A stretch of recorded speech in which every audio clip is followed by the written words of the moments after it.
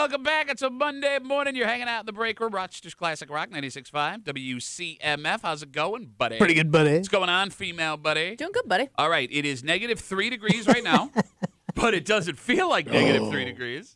It feels like -9 degrees. Oh. Yeah. And it is brutally cold. Yes. Gonna hurt your face. I can tell your face hurts real bad. It does. It actually does. No, it looks terrible. Jesus, man. Right at the gate. What? Wow. Oh, wow. Guys. Too much. I think you look lovely. HR? I know what happened. That to you. gets HR? I don't know why today feels colder than Saturday. It does. Is it windier or something? I don't know. No, it was really windier hurt this Saturday. morning. Because like the Yeah, wind chill was well, what, yeah. minus 25? I know, I but didn't go outside Saturday. I went outside Saturday morning to take the garbage out, and I was like, oh, this isn't that bad. But this morning I walked outside, Yeah. it was like, oh, go. Okay. By show of hands, how many people made it to the end of the Super Bowl last night? I did. I also did. I did not. Okay, so 66.6% of the break room made it. I tapped out at 6-0, and I didn't see the bunny show. Okay. The bunny show? Yeah, the bunny guy. By the way, for a guy that's worth all that money, he sure as hell was jumping around high things off the ground. I know. What are you falling doing? off of buildings Bro, and stuff. you got like 100 million reasons to not do Yeah. that. Well, see, Prince started that, man. What's that? Jumping off of stuff. Okay. He in started heels. jumping off. Did he also was. start the USA Jam? First guy to ever jump off stuff. All right, I am going to make a statement. Go ahead. And I want you guys, well, you're out because Why? you didn't watch the second half. I saw the stuff. I saw the replay. I saw the Yeah. stuff. I mean, he didn't miss much football-wise. No, you didn't. What, Yeah. 5 field goals? Was that the worst, best Super Bowl of all time? I mean, it wasn't. It definitely wasn't the most exciting. Like Was there was it- never a point. At least I felt like the Patriots are going to make a comeback here. So the kid got sacked 6 times. 6 times. Yeah. He took a beating. It was now look, when you look at the box score this morning, because the Seahawks just let him throw the ball for the last 7 Yeah. minutes because Yeah. the game was out of hand, he ended up with 295 yards, 2 touchdowns, right? But he had to throw the ball 43 times. He was picked off twice. He fumbled one more on top of that. Like you said, he was sacked 6 times. A QB rating of 16.3. Oh. He got his ass Yeah. kicked. And look, I, up until last night, never understood the appeal of snuff films. They bothered me. But last night, Does Kimmy know what a snuff film is? I don't think we should explain it any further because I regret even saying that out loud. Yeah, I haven't heard the word snuff film in 30 years. Like, those used to bother me. But watching Drake May get his ass kicked over and over and over again last night. Like, It was bothering you? No, I Oh. enjoyed it. Oh. I felt like a terrible person. But watching everything that happened was amazing. For example, What's up that? until the last 5 minutes when the game didn't matter anymore, Stephon Diggs had 1 catch for 5 Yeah, yards. He yeah. got punched in the face at one Yes, he point. did. But he al- had literally punched in the Well, like Yes. yeah. From Yes. one of those Kinda. girlfriends? No. I mean, Because he had 2. was she wearing a Seahawks helmet? There was one point at the end of the game, and this is what really warmed my heart. What's that? The Patriots, it was right before they scored their second touchdown. They're down, 22-7 or something like that. Something like that, yeah. Stephon Diggs catches a pass at the 4-yard line with 4 minutes left to go, and he gets up and spins the ball. Like, yeah, how you like that? Hey, but great job, Stephon. Well, always be selling. Way to show up, buddy. I could not have enjoyed more that awful Super Bowl that was last night. Yeah. I mean, it went the way you wanted if you're a Bills fan. All right, I got a question. ahead. Except for what did hurt a little bit to see Darnold win a Super Bowl No, I'm before not all gonna- the guys. By the way, that And I guy's had a don't not rough- like him, but it's just like before Lamar Jackson, before Josh Allen. Look, who you- would have thought of that draft class? Sam Darnold wins a Super Bowl first. But it looked like he had a couple of, he was pretty good in Minnesota. He was. Yeah. I mean, look, 14 and 3? he was great. I mean, yeah. he did the same no, thing I in know. I Seattle. think Yeah. he just surprised a lot of people. Look, I'll say this before you get to your question. I'm sorry. Yeah. If you're right, Kimmy. If you would have bet that Sam Darnold would have been the first one of that class Yeah. to win a Super Bowl, you'd have won a lot of money. But to your point, he has taken such a beating. He's the first quarterback to win a Super Bowl after playing on 5 different Yeah. teams. He's a Oh, journeyman. wow. He was written off so many. I mean, he was awful in New York. They benched him in Carolina. He Yeah. was a backup in San Francisco. He comes back on in Minnesota last year, wins a Super Bowl in his first year in Seattle. I can respect that. Darnold is a rolling stone. But what was very apparent last night is that the NFL is a quarterback-driven league, and when you have 2 average quarterbacks playing each other in the Super Bowl, You get mad. exactly. What your question was? So I didn't see much of Seattle this year. None. Yeah. I want to say the guys' names are Hall and Williams on the defense. Okay. Those 2 dudes looks so big. I haven't seen anybody that big and fast all year. And I didn't know if it was because New England sucked or these guys were that good at their job. But those guys were like on that kid immediately. So I mean, they do have a very good defense. yeah, Derek Hall, outside linebacker, defensive end. Holy Christ, man. He had 2 sacks last night. He's very scary. But he's a man. monster. Yeah, yes. He Like, it was like he at one point he shoved a guy aside like it was me. And then he just plowed into that kid. Yeah, and like the guy they shoved aside everyone was big arguing. ass man. He's a rookie offensive lineman. It was like he's going to be the greatest offensive lineman of all time. Had the worst game of his life in the Super Bowl. That had to be a relatively fast Super Bowl, like time-wise, because there really weren't many penalties. I feel like that first half flew by. It did because they were running the Yeah. ball. Everyone was trying to run the ball. I mean, there Yeah. were completions. Things weren't stopping. Like, all right, I would like to make an argument here. Good. Because your MVP last night was Seahawks running back Kenneth Walker III. And don't get me wrong, man. He had a nice night. He was averaging 5 yards a carry, 135 yards on 27 carries, no touchdowns. The MVP of that game should have been Seattle kicker Jason Myers. Well, because he had to do it 5 times. He set a record. He set a record, 5 for 5. Wow. And the most By the way, points in an NFL season. Do kickers ever get the MVP? There has never been an NFL MVP that is a kicker. Which is interesting because Adam Vinatieri kicked, 2 game-winning field goals in a Super Bowl? think so, And yeah. was elected to the Hall of Fame over the weekend. Yeah, I gotta say he was part of that whole crew last night. You got it.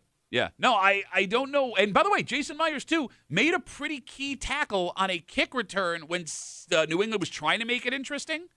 Was that him? I don't That remember. was him, Okay. yeah. And he, laid the boom on Patriots running back Ramon J. Stevenson. He got run over, got up, popped up. I mean, that's a pretty big play. Right. I mean, I get that you don't want to give it to a kicker, especially with a game that was compared to other Super Bowls, so boring yesterday. But if I'm waking up this morning and I'm him, I feel kind of robbed. Well, yeah. Right? Yeah. I do find it interesting. What's that? All right, and I don't mean to be that guy. All right. But I'm going to be that guy. Yeah. I can tell who really likes football based on what people are saying about that Super Bowl last night. Okay. Because I only say it was boring to pacify you two. Because I really enjoy games like that. Well, you just wanted to see New England get their ass kicked. Past that, I enjoy watching defenses do really well. Ugh. Because both of those defenses, Yeah. I mean, they're great, but they made it hard. I mean, Sam Darnold was kind of getting his ass kicked too. He just was completing passes in the process, but every now and then he'd be like, "Ooh." every time he moved, Sam Darnold, he looked so unathletic. Like in my head, I have this voice. He looks like your dad trying to get away from a rabid raccoon. But watching what both of those defenses did all night long, it was impressive. And here's the other crazy What? part. But it's like old Packer football or something. I love that stuff. Running, blocking, and tackling, the fundamentals of the game. 3 yards in a cloud of dust.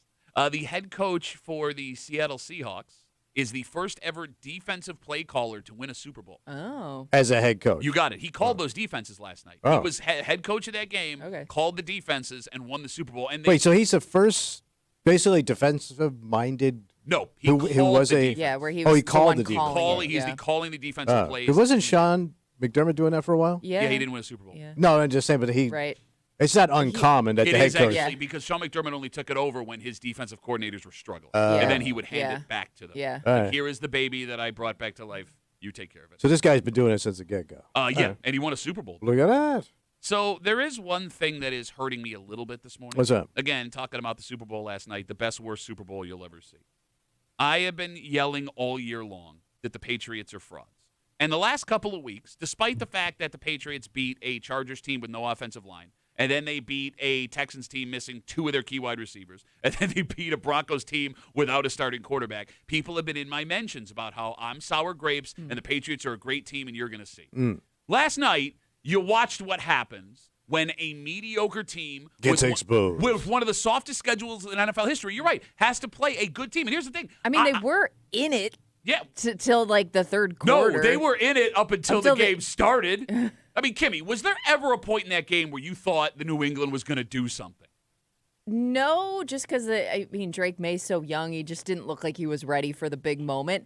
However, it was still within reach. I mean, they did have a really good defense up until that point. Which makes it even more Yeah. telling about how poor But I don't think that they're a bad team. Okay, no, I'm not saying they're bad. Yeah. I'm not saying they're Super Bowl worthy because I would even argue. I watched a little bit of Seattle this year. They're a good team. Yeah. Seattle also kind of benefited from a whole bunch of injuries in the NFC as they were winning their way through, right? Like you had two. So they got some gifts. Exactly. Both Right. of these teams did. The point I'm making is this. What's that? If that was a catch in Denver, the Bills win the Super Bowl last night. I'm convinced of it. That Josh Allen If- could have beat the Seattle defense. If the NFL correctly rules that is a catch in Denver. That was a gritty game that Josh Allen would have taken over. Without question. Yeah. And I have no doubt in my mind that the Bills. And Sean McDermott would still have a job. Thank you. Right? Like, and that's I'm watching the end of this game last night. Half of me is enjoying watching the Patriots get the crap kicked out of them, and the other half of me is furious with Terry Pagula because the Bills would have won the Super Bowl. The Bills should have won the Super Bowl. And now, instead of running it back with this Patriots team that is going to be damaged, they are going to be damaged. In fact, when you look at the statistics of teams that lose the Super Bowl and go back to the playoffs, the overwhelming majority miss the playoffs the next year. Okay. You have a wide open runway with new coach in Baltimore. Mahomes will not be ready full strength opening day. Reeling New England after what happened to them last night, and you've got a new coach. And the Jets. And the Jets. Like, if you would have Is Travis Kelce done? Did he retire? He has not made an announcement All yet. right. People assumed he was going to, but then they brought Because he back. started dressed like he's retired. He looks like every retired guy in Miami right now. Loud shirts, big smiles, stupid hats. Can we talk about something they did before the game? What, the parade of old timers? You got it. Okay, I feel bad for Joe Montana Why is that? because he can't afford a jacket. He looks like he's in the lead singer of a Tom Jones tribute band. Okay. Like he's wearing like a black. Like everybody else looks like, hey, I got a jacket. This is a big moment. He just shows up in a shirt and That jeans. was kind of weird, right? What are we doing, man? No, it was funny This because is pretty cool. the three people. Just so casual. It was Yeah. Lynn Swann in his Hall of Fame jacket. Yeah. Who was in the middle? I forget who was in the middle. Was it Jerry Rice and just like a blazer? When Jerry Rice was out there, was in a blazer. And yeah. all then had- came Joe yeah. Montana. But it was like the levels of dressing nice. Like Right. really buttoned up. Jerry Rice is casual. Joe Montana's in sweatpants. Yeah. No, but like when they brought out the Hall of Famers. Yeah. No, I'm sorry, not the Hall of Famers. The Super Bowl MVPs Yeah. out like the photo booth. They put them all in varsity jackets. Mm-hmm. And I realized there is no way to make a man look older faster than Than, putting him in a varsity jacket. Yeah, it looks like alumni day. Right? Yeah. Yeah. Like these poor guys. Like some of these They wear guys. cool jackets. But some of these guys, Kimmy, are in their 40s, and they look like they're 70 because they're in their, I'm in my jacket. 252 WCMF. Let's talk to Brad. Hey, Brad, how are you, buddy? I'm doing good. Are you kidding me with that statement the Bills would have won the Super Bowl? Where am I wrong? What do you mean where you're right? They didn't make it. I understand. You didn't Right. listen to the qualification. Did I mean, you it's see clear. the defense last night that played them guys? Say that again? Did you see that defense that played last night for Seattle? What about it? They would have crushed Josh Allen. In fact, they could have ended his career. Right. Just So, You can't say that a team would I have mean, I won did. if they I didn't. did multiple times, actually, Brad. Well, I'm thinking you're wrong. Okay. And Great call, I'm Brad. thinking Josh Allen. Go ahead, Tommy. I'm sorry. Brad wants to know you're wrong. I'm wrong. All right, Brad. Wrong. Brad, I'm going to write you down for wrong, buddy. Thank you for the call. Have a good rest of the day. Thanks. All right. Here's a bunch of legitimate, thought-out reasons why. Brad? No! They would have crushed him. No! And they would have went after his mother. All right, we have a dynamite. Drake May just got sacked again. Kind of break room for you this morning here on CMF just after 7 o'clock this morning. Yeah. A lot of people did a lot of drinking last night. Oh, yeah, sure. Watching the game. Yeah, everyone's yeah, having yeah. Super Bowl parties. But here's the thing. What? In the state of New York, we did less drinking than the average American. We down. Be- huh? Well, it turns out that nationwide, annually, we, in a community that loves drinking, Yeah. you know what I take it So back? as a state, Hold we're on. down? You know what? I take it back. Right. Because it may not be less drinking. We may be drinking as much or more than every other state in America. But when it comes to what we spend on alcohol, Oh, okay. that is what is surprisingly low, and we will get to it just after 7 o'clock here in the break room on CMF, plus a whole bunch more. But first, Tommy, What? this is a story of two sides. Because on one hand, it is very good what this police department is doing in this community just west of us. Okay. And we will explain, because you want to be as transparent as possible. Oh, yeah. And this gives the opportunity for folks that live in the community to come in and see what's going on and have interactions, and it's a good thing. Yeah. But on the other hand, Everybody that will take advantage of this opportunity sucks. And we will explain next here in the break room on CMF.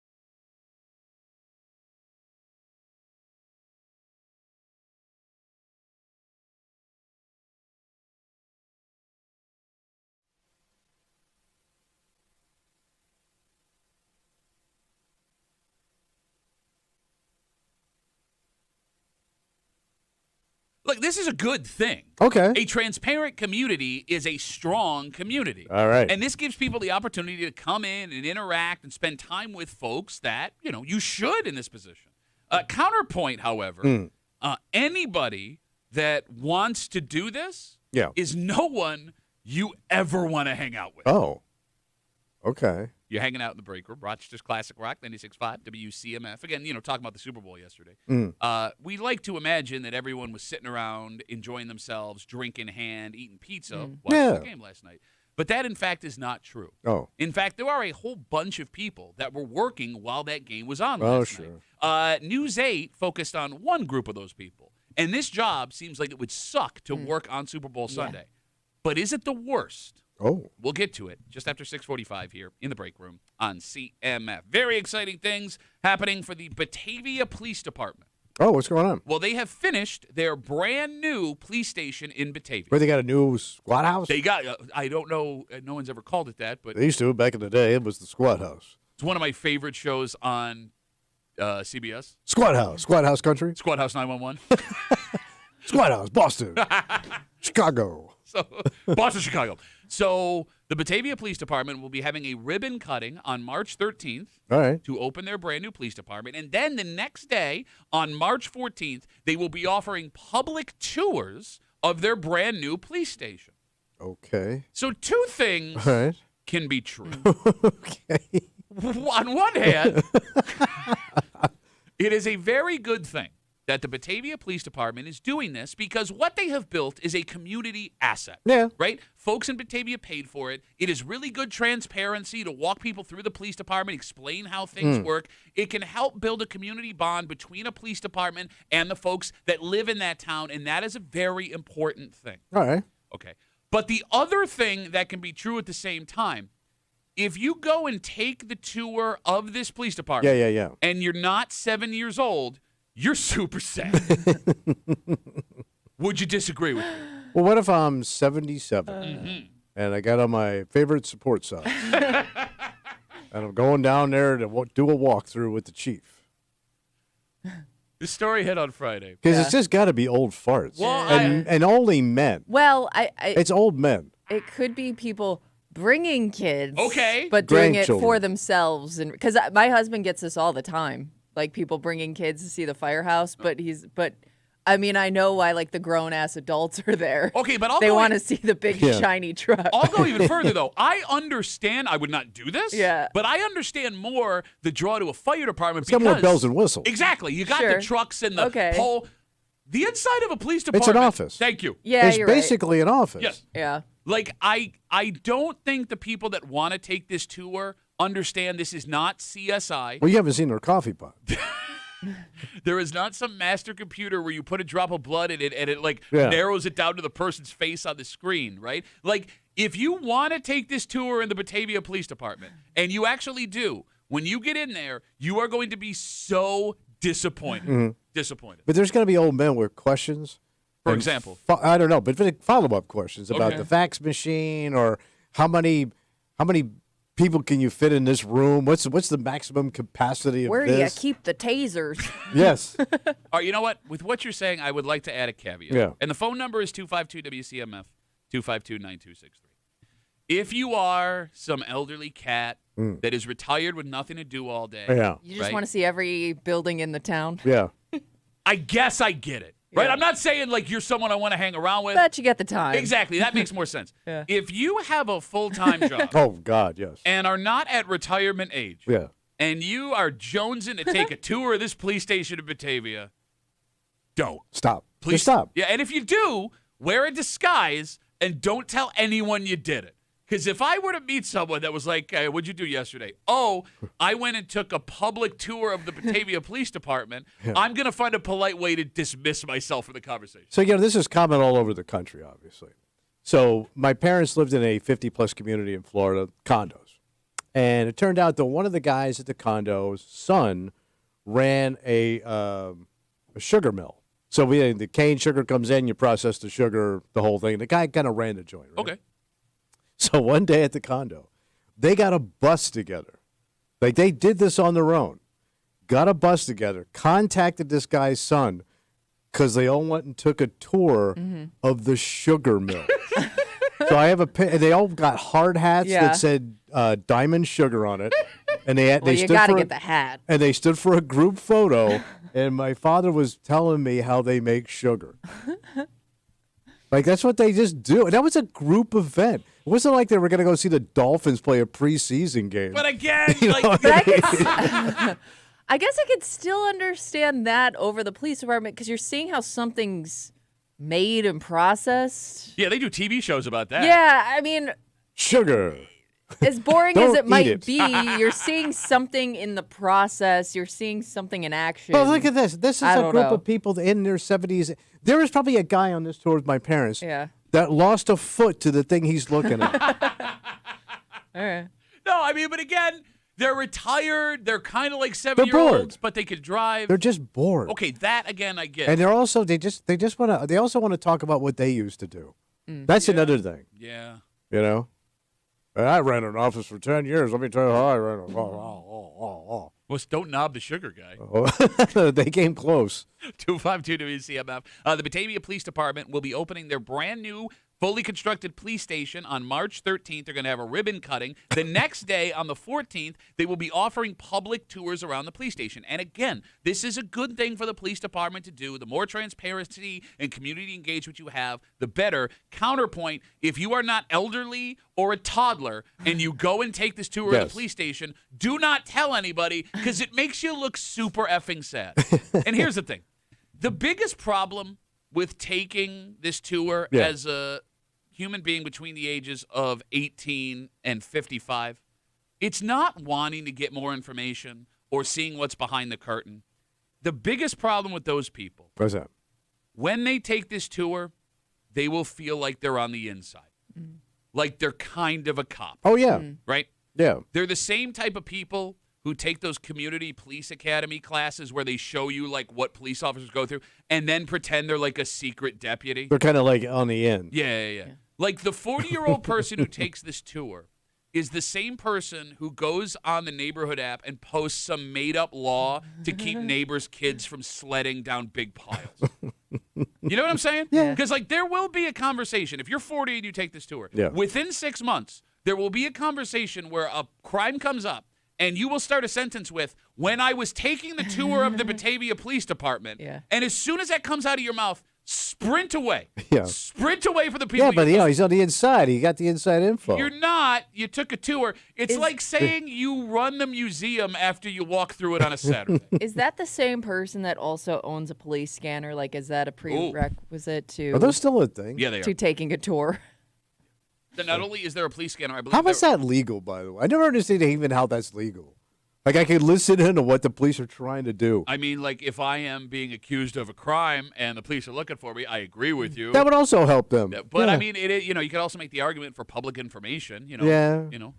But they're trying to do their gig right now. Yeah, but it's also good that, like, we get to hear what's going on. I mean, look, for all the negatives of the police scanner, it being again, I don't want to hang out with a guy that listens to a police scanner, but I also believe the police scanner being public access. So police scanner guy will be in that tour.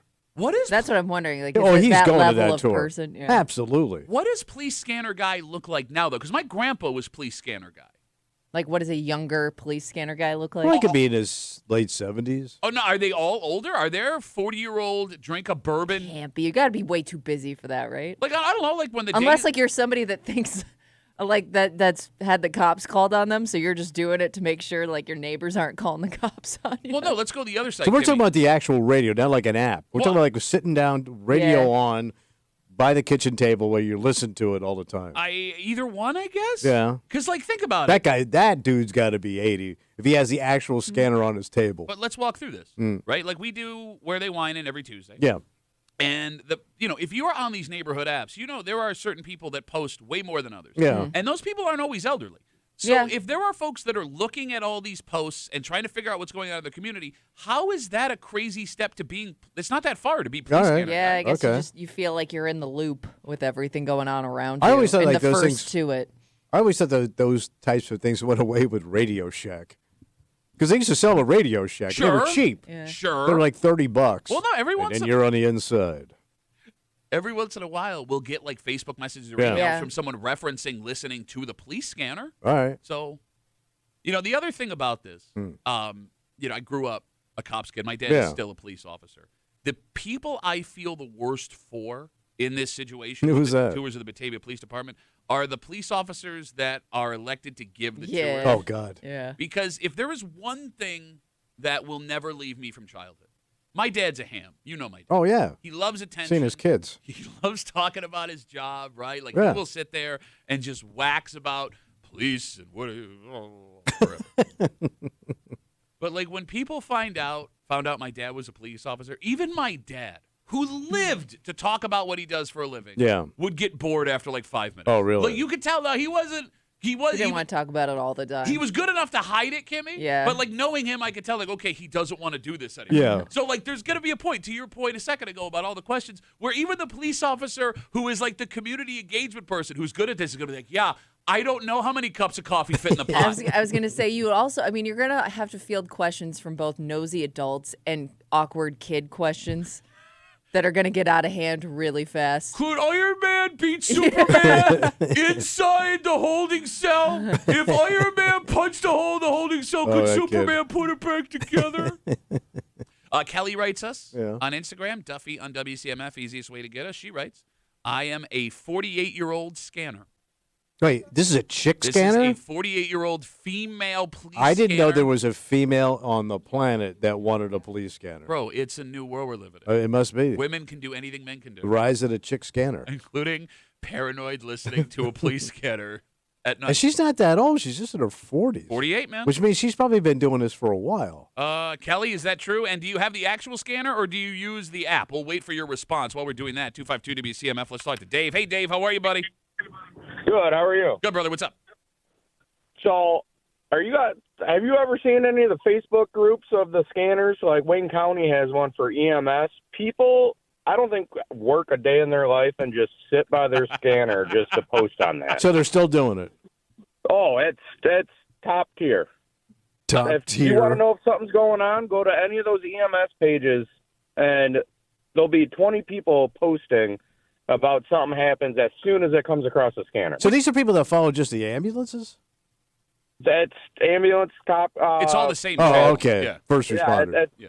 whatever the channel is on the scanner, but it's crazy. Here's what's weird to me, though, Dave, and I don't know if the technology's gotten better. Like I said, my grandpa would have this on in the background all the time. You can barely understand what they're saying. Yes. Yeah, I know. It is hard to follow. Yeah. Even my dad, when he would have his radio on, because like when I was a kid, I thought hey, Dave, thanks for the call, buddy. Have a good rest of the day. I thought every house had its own police officer eating a ham sandwich for 4 hours a day in it. Like my dad would come home and he would be like waiting for something to happen. Yeah. Yeah. Right? And then like the call would come in and my dad, yeah, 843. Like whenever I was watching him, he would Yeah. send it Gotta so have over the an ear top. for it. Yeah, 843, what do you got? Yeah, 10-4. All right, I gotta go. Oh, God. All right, so look, Yeah. I don't want to Show and joy. I don't want to shame anybody. You're right. If you want to take the tour of this police department in Batavia, you should do it. Just promise me, after you're done doing it, Yeah. you never tell anybody you went there. You take a good look in the mirror. Exactly. Yes. Let's take a break. Mm. Fun had by all but folks in New England last Yeah, night yeah. watching the Super Bowl. You know, we all kind of assume that everybody in America gets the night to just relax, soak in football, Chill. soak in a halftime show, enjoy the commercials, whatever. Mm. But that's not true. What happened? There are more people than you think that Yeah. have to work. In fact, News 8 did a story on some of those people yesterday. Oh. And although this job is very hard Mm-hmm. and would suck to work on Super Bowl Sunday, Kimmy, Yeah. I would argue it's not the worst Super Bowl Sunday job. Depending on what your job is within the place. Okay. We'll tell you what we're talking about next here in the break room. Let's see, Beth.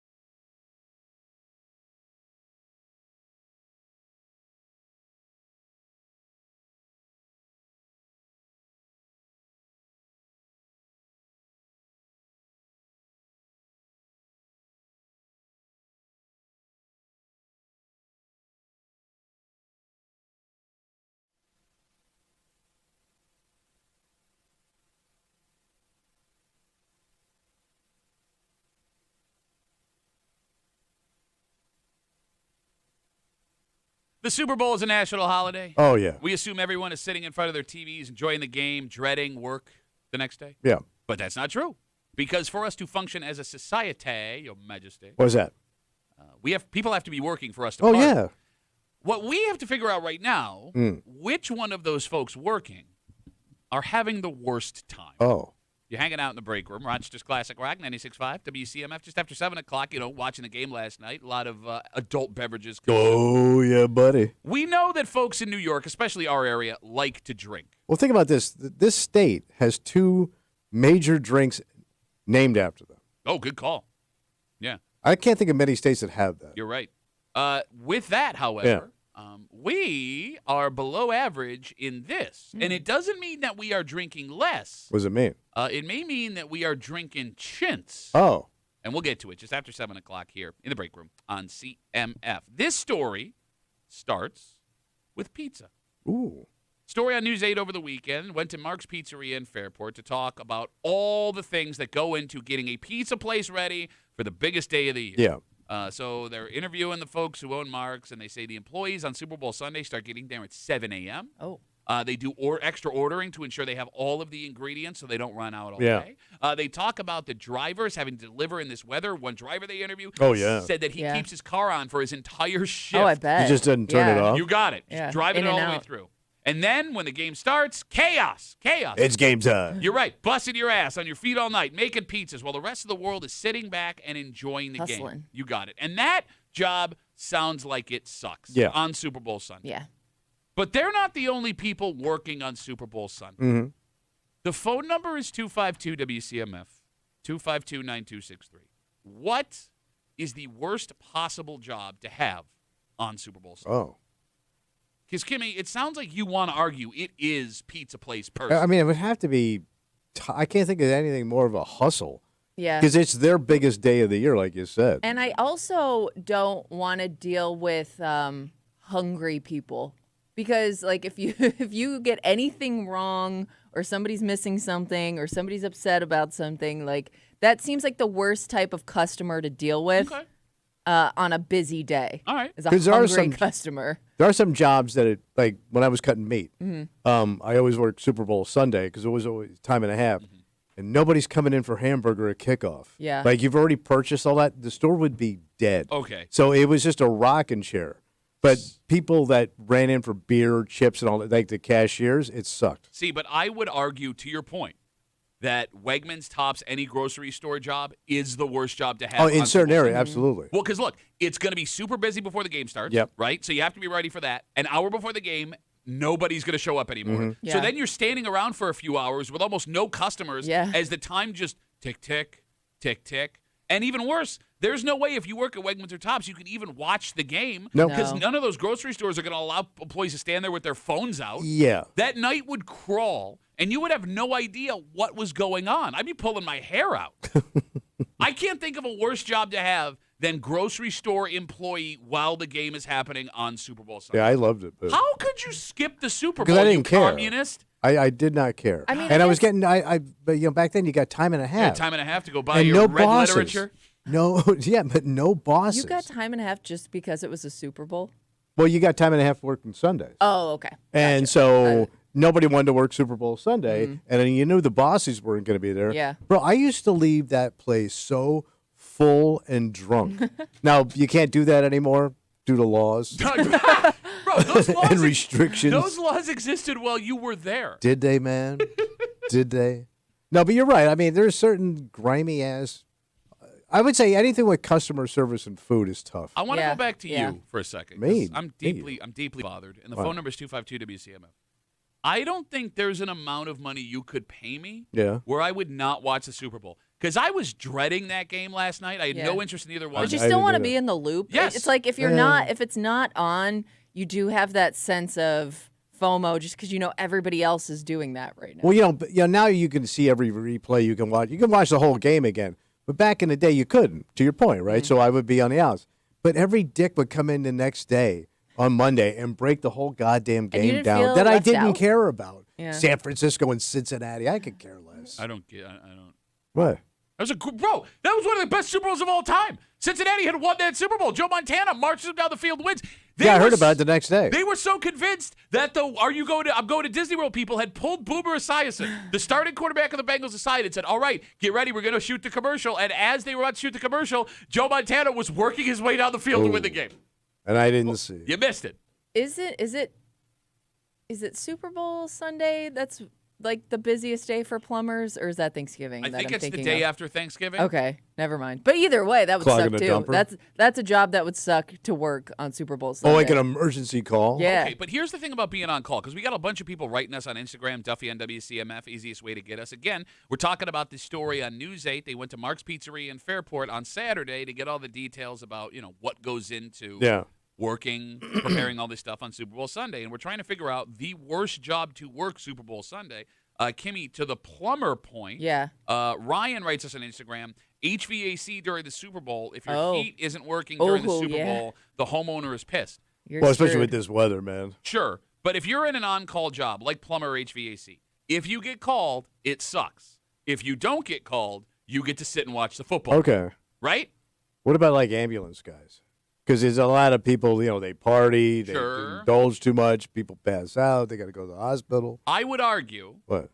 That, like, when it comes to fire department, police department, EMS, that the game is so distracting that it brings down the amount of 911 calls. Okay. that show up. I always thought all that went up for some reason. I mean, is that true? 252 I mean, WCMF? Like people, because there's so many parties and drinking. Yeah, People are out and about. but- Anytime that happens, you would think there's more of a chance something goes wrong. But if they're just sitting in the ambulance waiting for a call, they could watch the game on their phone. Right? Exactly. Yeah. Again, I thought every cop had a ham sandwich. Everyone had a ham sandwich eating cop in their house. The amount of games my dad watched in uniform at my house on a Saturday, college football.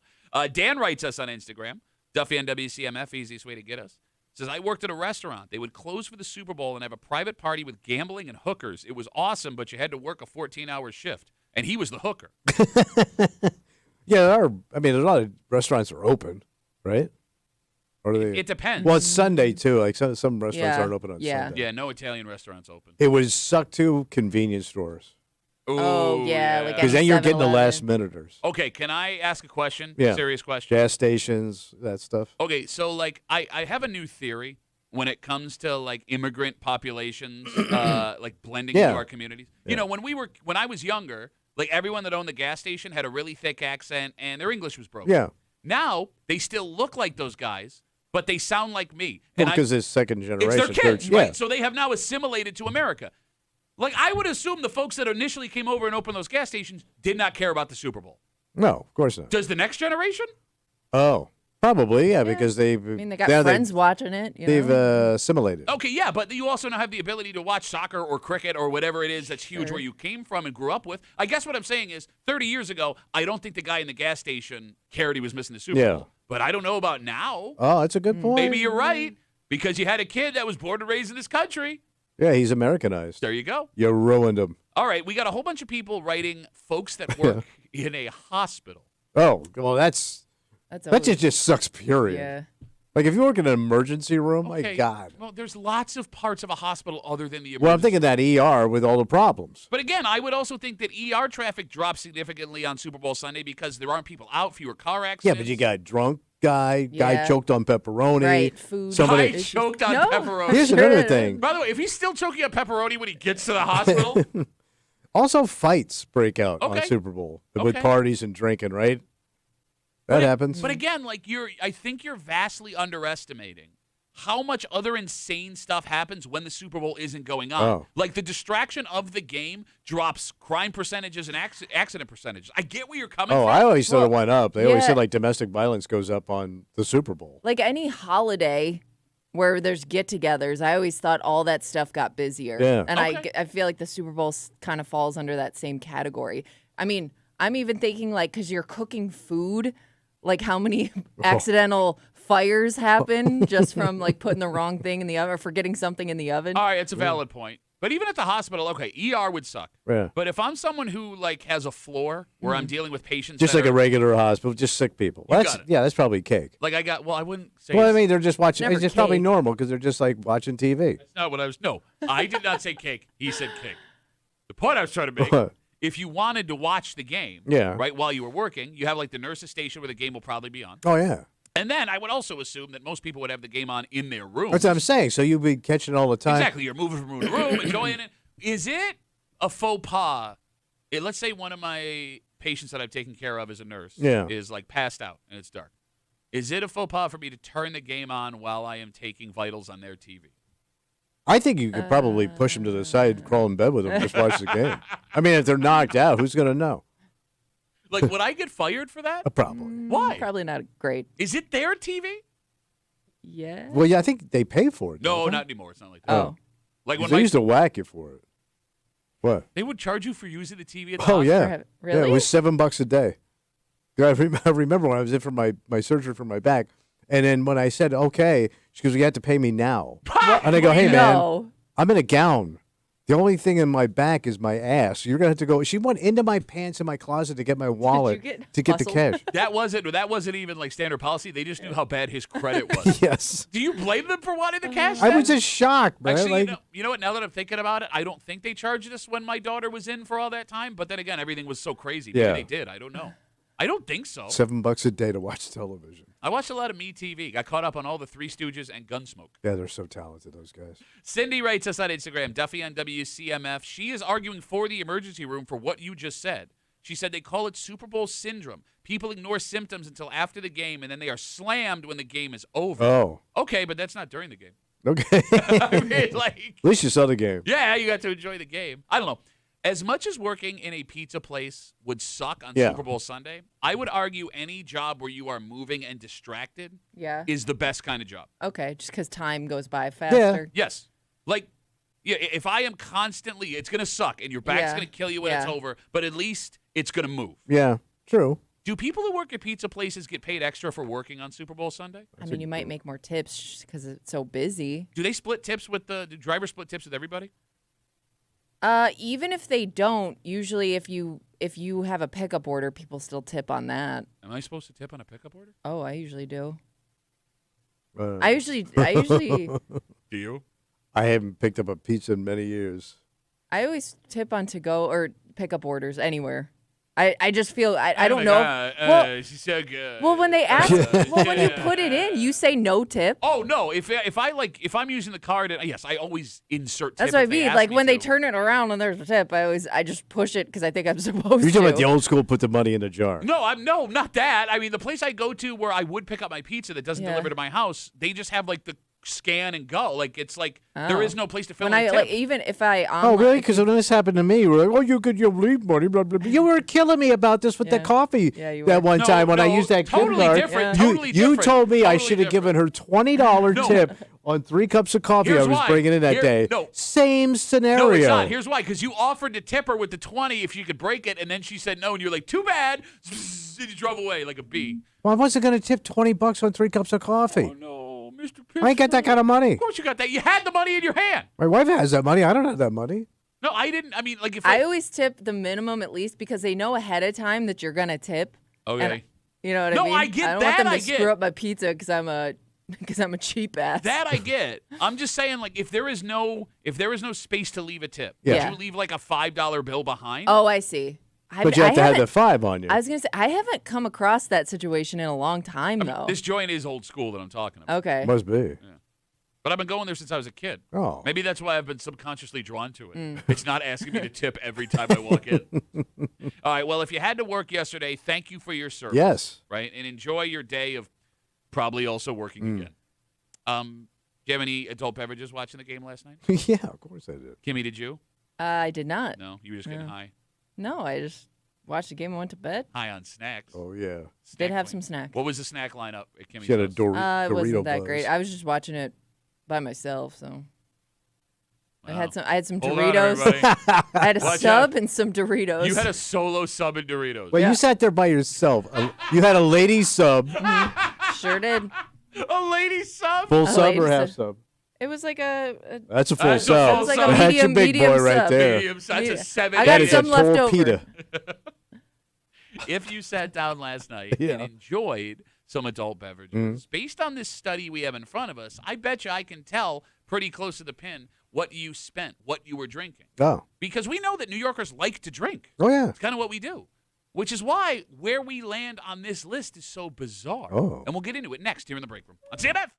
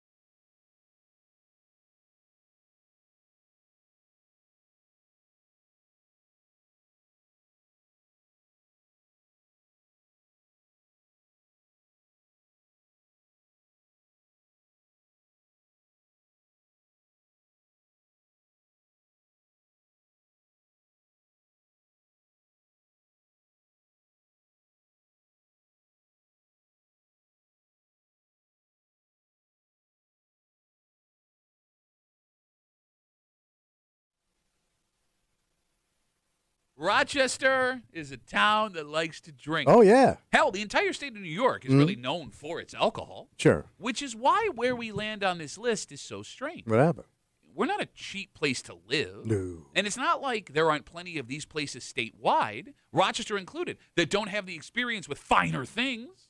But when it comes to this, we are not spending money like everyone else. So we're just drinking low? Maybe?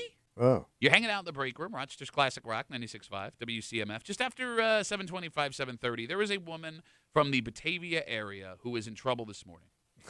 And at first glance, if the allegations are true, why are you laughing? As soon as you say Batavia and what lady troubles.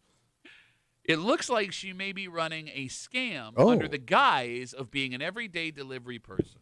But when you really think about it, if that was the case, there would be absolutely no reason to have the guise of being an everyday delivery person. And I'll explain. Okay. Just after 7:30 here in the break room on CMF.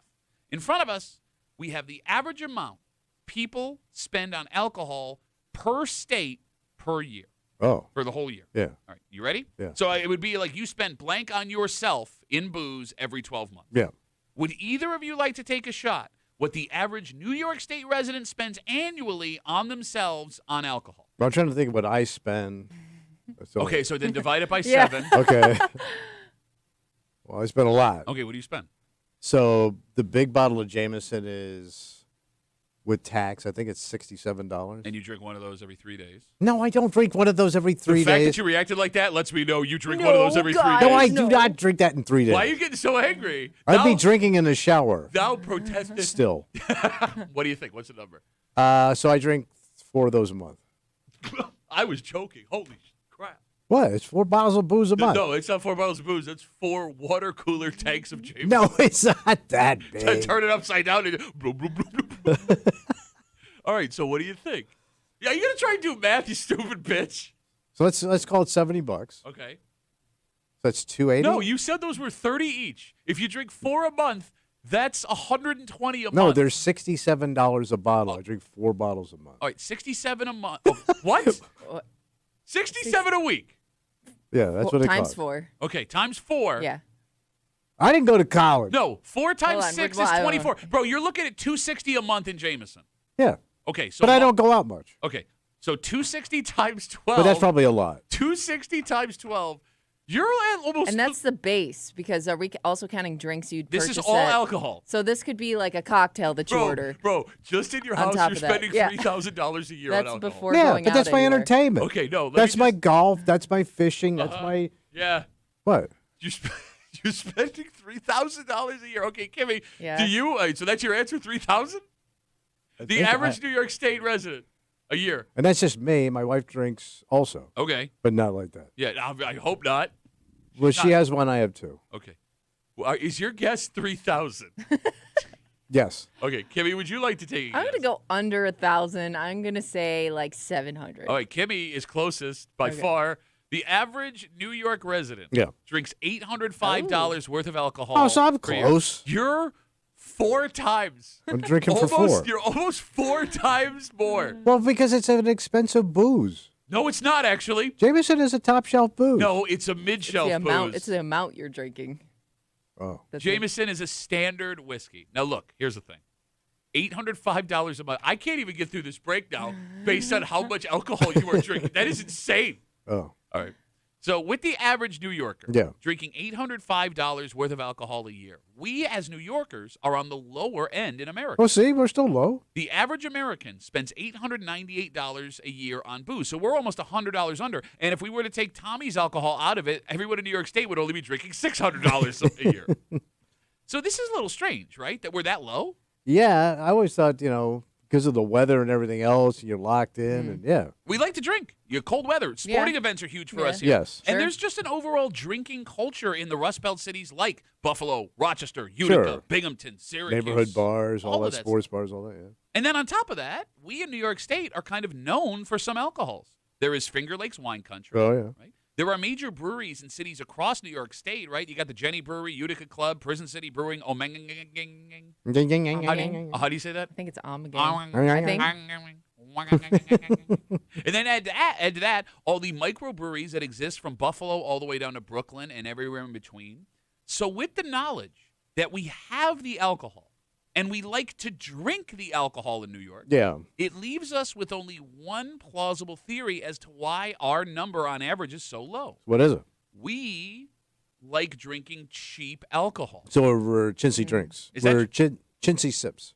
Chintzy Sips, Chintzy one of my Sips. favorite British invasion artists from the 60s. Ladies and gentlemen, Chintzy Sips! So we like cheap beer? Is that what it is? 252 WCMF? Cheap beer, cheap wine?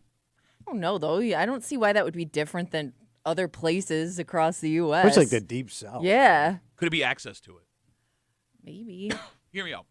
I wonder if you looked at the numbers of states that have made marijuana like wide open, Oh, okay. like an easily accessible, like if their drinking numbers dropped when that was implemented. That is a really good theory that will be blown up in a second. Okay. And I'll explain why. But let's talk about access to cheap alcohol.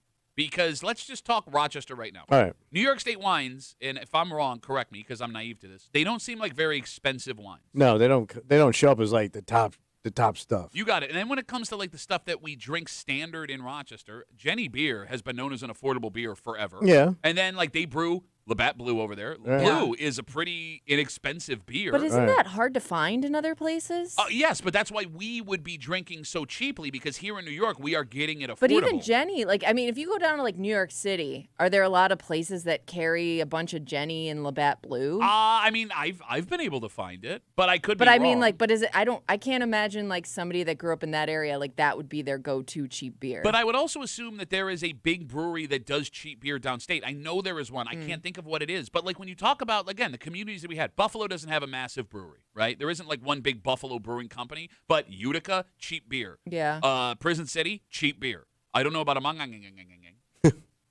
But like if you look at the breweries that New York State is famous for, Yeah. they're all cheap beers. Yeah, they were like working man's beer. Right?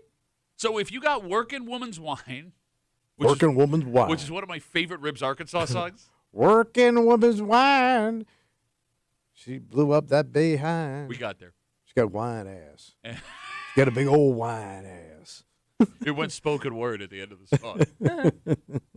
No, but I mean, like access to cheap beer and cheap wine maybe leads us to be drinking cheaper because I don't think we're drinking less. There are Okay. certain states that, even though they're very rural and backwards to most people, have very expensive alcohol.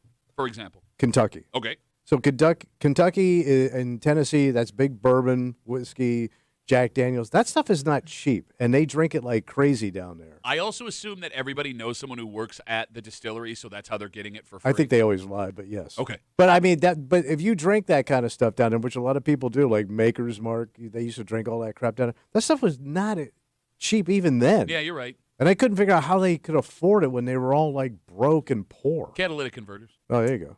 You might be onto something here. New York is in the top 3 for states with the cheapest beer. Okay, that's got to be it. Okay. Illinois is first. South Illinois. Carolina second. South Carolina. What's in South Carolina?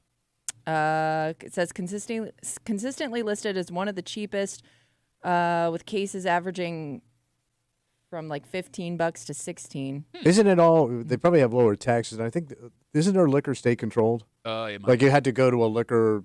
I thought maybe. That sounds right. It's been so long since I've been there. Me I don't too. know. 252 WCMF. Again, we're talking about this new study. The state of New York, the average person annually only spends $805 a year on alcohol. And I say only, because that sounds like a lot, Yeah. until you talk to Tommy, because we are in the lower half of America. The average American spends $898 a year on alcohol. We got Instagram messages coming in. Duffy on WCMF, easiest way to get us. Dalton writes us. Dalton. He says, I can drink my Macallan 12 and my bourbons, but Jenny and a PBR can't beat it. When you can go to the Dollar General and buy a 12-pack of PBR for $9.95, that's the issue. I mean, he's right, man. But he also drinks top shelf alcohol. Well, I mean, you know, Right. the duality of man. All right. Bro, last night, you know, I got my beer fridge in the basement. Mhm. So I got my Blue and I got my Jenny in there. Have you seen the cute little bottles of Miller High Life that have Yeah, shown up? my husband ordered one of those at a bar once, not knowing they were that small. So How he's like, small I'm are going to they? need a few more of these. They're like 4 Yeah, ounce, 7 they're ounces. really tiny. But yeah. like I was like, they like a were little ponies. they were so Yeah. adorable that I bought a 6-year Oh. and I drank them last night. Oh, cute. But like that was like 6-7 ounce, High Yeah. Lifes for like Yeah. 75 cents. It's like just a ridiculous. And like I am fond of cheap beer. I love cheap beer. Like I never got into like the whole craft brewing scene. Not that I can't drink it; it's just not something I go out of my way to find. Okay. Like if you were to, Well, you were raised on cheap alcohol. Well, and if you're buying a bunch of it, I mean, I think it was in your breast milk. They used to call your mom Chintzy Nips.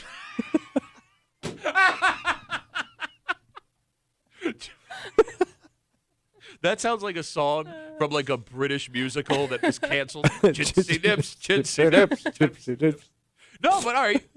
Something else you just touched on like a jackass. What? You know, you making the joke I was raised on cheap alcohol. I think all of us in the greater Rochester area were raised on cheap alcohol. Probably, yeah. yeah, my dad never bought anything fancy. But like how many guys watch their grandfathers drink Jenny Cream Ale in the garage? Yeah. Right? Like how many guys that went hunting with their uncles and dad brought those Keystone camouflage cans out into the woods? You know, and Bush and, you know, just this is the standard national beers were cheap. The nicest beer I ever drank, you know, or watched my dad drink at Bills games was Blue Light. Oh, wow. Like that's as high end as That's when he hit bonus.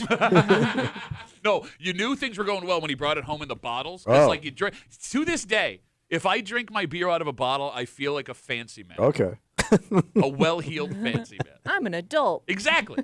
All right, so as a state, we do pretty well financially per capita compared to other places as well, right? Right, yeah. And when you compare us to other major U.S. states that have similar populations, it looks even weirder because Florida spends a full $150 more per person per year on alcohol. But that's also, you got to factor in warrants. Texas Yeah. is even higher than that. California spends $200 per person That on one average. makes sense just based on how expensive California is. But compared to New York? I mean, look, what? And they got all that fancy wine out there. Okay, so Oh, but that sure. goes back to my theory that if you are living in cheap alcohol country, you Okay. drink the cheap alcohol. Now, keep in mind, But Texas and Florida should be cheap alcohol country. apparently not. Yeah. And again, it's not like we're, you know, it's not cheaper to live here. We No. don't make less money than people in Florida, Texas, or California. And keep in mind, this does not necessarily mean we are drinking less. In fact, I would bet my life that the average New Yorker is drinking more than the average person in Florida, Texas, and California just based on the weather Yeah. and our relationships with our sports teams, which would make this low number even more mind-blowing. Let me ask you this question. Go ahead. 252-WCMF, 252-9263. With the knowledge that we are drinking chintz in the greater Rochester area and in New York State, are you more likely to judge someone for drinking low cost, or are you more likely to judge someone for drinking high cost? Depends on the person. Give me an example. Like, if I know you got it and you drink chintz, you sad. What?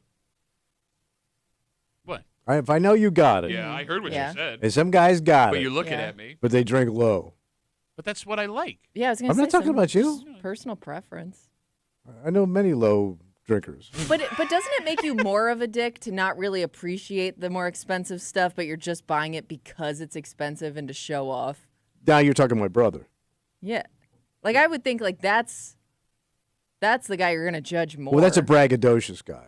He wants to flash his alcohol. That guy's more of a dick. yeah, No. No? Yeah, well, yes, because he's probably pointing it out.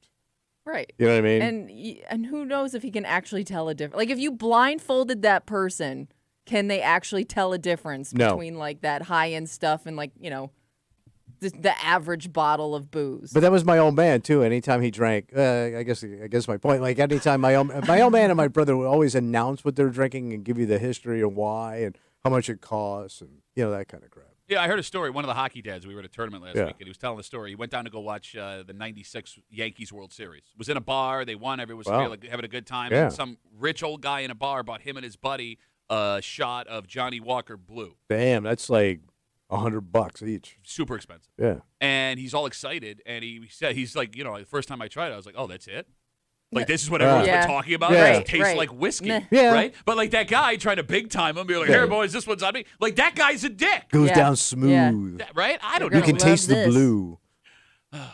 Like, there is a point in your life Yeah. where you stop being impressed by expensive booze. Because I can admit, when I was younger, if I would see a guy order a really high-end bottle or a really high-end shot or drink or whatever, I'd sit there and go, wow. Okay. But I don't think I'm there anymore. What if you see a guy drinking over his head though? Well, but I don't know if he's drinking over his head. That was Yeah. our boy. Who are we talking about? Our boy who always drank over his head. I I don't want to hurt the kid. I don't want to hurt a You know what I'm talking I about. know what, bro. You could be naming 7 different people. Yeah, and they were all that same interchangeable douchebag of like, they just drank to be like, they thought that that's what they should order. And I know they didn't drink. They only drank that out in front of other guys at home. They were drinking cleaning products, for Christ's sakes. I don't want to hurt a guy. He's drinking cleaning products. No, but like, I don't know. Like, it would be impossible to tell unless you knew the person really well. If that person at the bar who's ordering a $30 drink is drinking over their heads.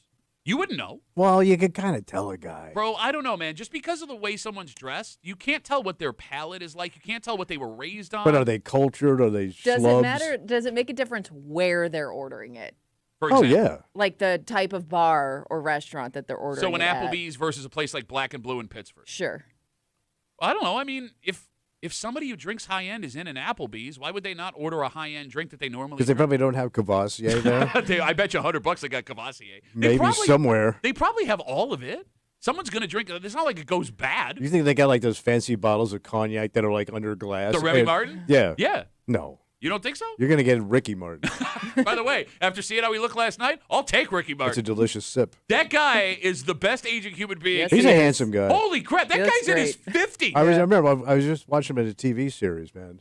He was phenomenal. What was it called? Ricky Martin Super Sexy? Yeah, he's delicious. Is what it's called. But going back to the point we were making Yeah. before It we got... depends on, time, place, the guy, how he's dressed. No, you think you can look at someone and Yeah. break down their alcoholism, and you can't. I mean, you can look at their old ladies. If their old ladies are busted. Look, I think the You point... drink at high end with you got a tatted up, chipped tooth old lady. I think the point you made earlier blows up your theory here because you talked about Kentucky and Tennessee and how these people drink high-end bourbon.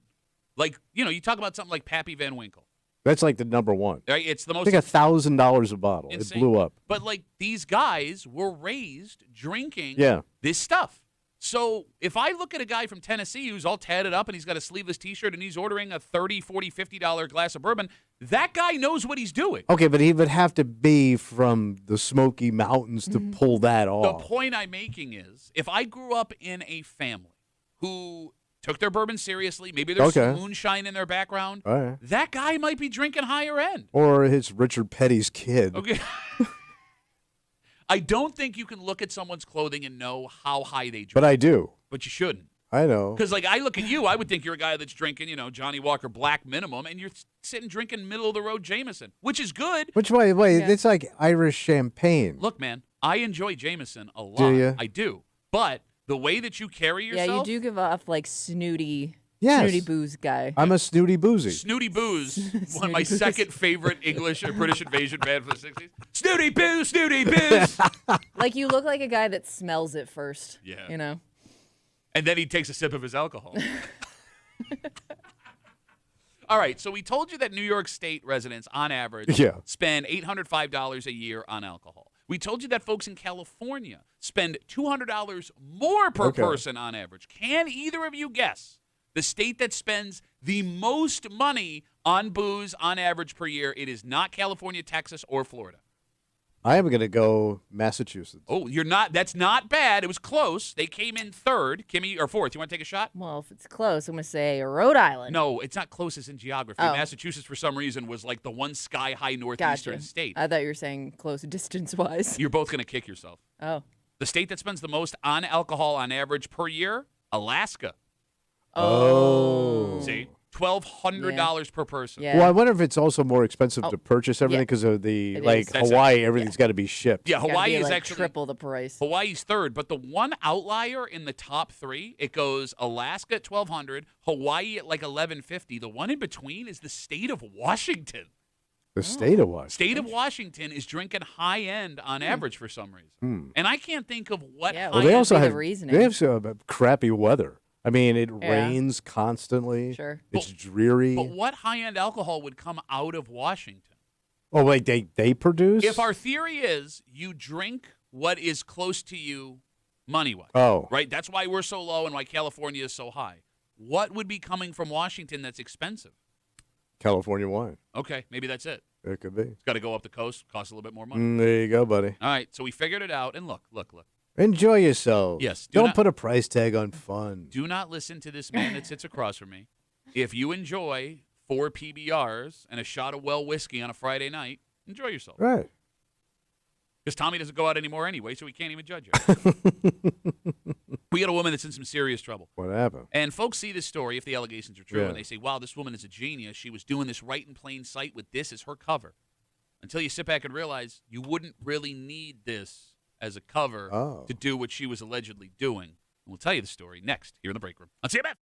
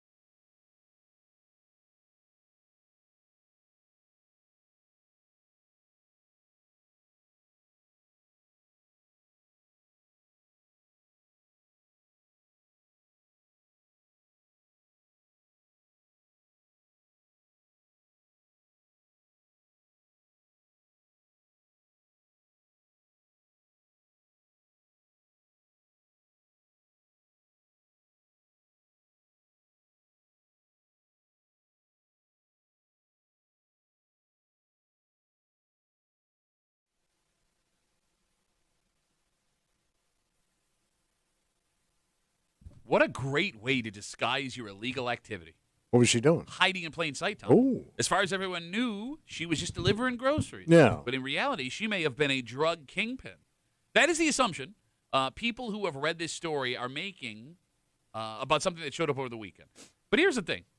If what people are speculating is correct, what this woman is accused of doing makes no sense because you wouldn't really need a front to do this. Okay. You're hanging out in the break room, Rochester's Classic Rock, 96.5. WCMF, we got something to give you. What are you going to get? Right now, you can head over to the contest page, WCMF.com, enter for your chance to win tickets to see Kiss This February 28th at the Vine Showroom, courtesy of Del Lago Resort and Casino. You must be 21 years of age or older to attend a show at the Vine. Tickets are on sale right now at Del Lago Casino. Tickets are on sale right now at DelagoResort.com. Just after 7:45 this morning, everybody at the Olympics wants to win gold. Oh, sure. And there are some folks that will go way above and beyond. You want to know how we are not gold medal quality athletes? How's that? A lot of reasons. Okay, but- outside but of what- everything that's standard. What's the obvious? But the dedication? The two men in this room, under no circumstances, would even think about doing this to their penis to win. Wait, they're their penis? We'll tell you the story just after 7:45 here in the break room on CMF. This story comes to us from Batavia. A 44-year-old woman has been arrested after a 6-month-long investigation. Police say she has been possessing and selling fentanyl throughout the city of Batavia. She was arrested last week after police say she was in possession of 122 bags of fentanyl. Yeah, dude. Wow. While delivering groceries for an online order. Oh. She has been Don't mix up those orders. What do you? I need 1 dime bag of baking soda. How would you mix up those orders, Kimmy? Yeah. She's been charged with a whole bunch of stuff. She's got a court date coming up. So, Kimmy, Yeah. folks on social media have been fascinated with these accusations, and even you saw this story and thought she might be using the groceries not to deliver groceries, but to deliver something else. Or so you wrote me in an email. I don't remember saying that. Long story short, Well, that's what I thought she was doing. is that she's using the She was a front. Yeah, exactly. Yeah. Makes sense. Okay, and like if you want to buy fentanyl from this woman, you simply order some groceries. She delivers the Or groceries. even if you're just driving around Yeah. and just you look like you're just delivering groceries, I think you don't even have to have a grocery order. Yeah, pretty smart move, right? Question. Yeah. Why would she need the groceries as a front? Well, she Yeah, would like just who's need. like tracking her movements so closely Yeah. where you know she's delivering stuff. Well, I just thought she was just using that as a front with just the name of it, No, I get it. What? so the cops don't pinch you. I don't know. Okay. I mean, it's a small town. You are gonna not have a lot of that going on. All right, walk with me here. Good. So she's driving from the grocery store to these people's homes. Mhm. Why couldn't she just skip the grocery store and just drive the drugs right to somebody's house? Well, I think that's what I assume that's what she was doing. No, I'm saying like why you don't need the front. Oh, You don't need. Well, maybe you don't need groceries. well, it also if you see the same car in a neighborhood multiple times, maybe she thought, well, that would make sense. They're delivering multiple orders to people instead of it's the same car going in and out, Sure. in and out. Sure. Yeah. But maybe Good. you're also making money on the groceries, so you're doing both. We'll It's put a pin in maybe this. the groceries is your side hustle. Oh yeah, maybe I want fentanyl and avocado. Oh, you talking about fentanyl avocado? That sounds pretty good. Fentanyl avocado. Each avocado could be your last. There are thousands of drug deals that happen in the greater Rochester area every single week. Yeah. Thousands. Almost all of them go down without anyone being seen by anyone. True. What leads you to believe that if this woman was driving into someone's driveway, walking up to a door, walking inside quickly, handing them something, and then leaving, anyone would notice? Because that sounds a hell of a lot like every delivery driver that ever Well, existed. maybe she does one more than the other when it's like a slow time. Yeah. You know, When is there a slow time I in don't know. drugs? maybe there's a slower. I'm guessing Period of time. Tuesdays might be Oh, slow. Tuesday's tough on the drug game? Yeah, you know, you Maybe party all she doesn't have a weekend. lot of clients. No, but I mean, look, drugs sell themselves. There's a reason why you don't see ads for cocaine. You don't need to, Okay. right? It's an addictive substance. Like it's not hard to sell Maybe drugs. she's not a good drug dealer. Okay, well, maybe. So So that she jumped into the grocery game. I don't understand. And in fact, no, you bring up, I think, the biggest question in this break. And the phone number is 252-WCMF, 252-9263. If she was delivering groceries legitimately, how little money do you make selling fentanyl? Well, I was wondering, is Yeah. fentanyl expensive or is it super cheap? Because one of them's hillbilly heroin. Is it fentanyl or meth? I don't know. I don't either.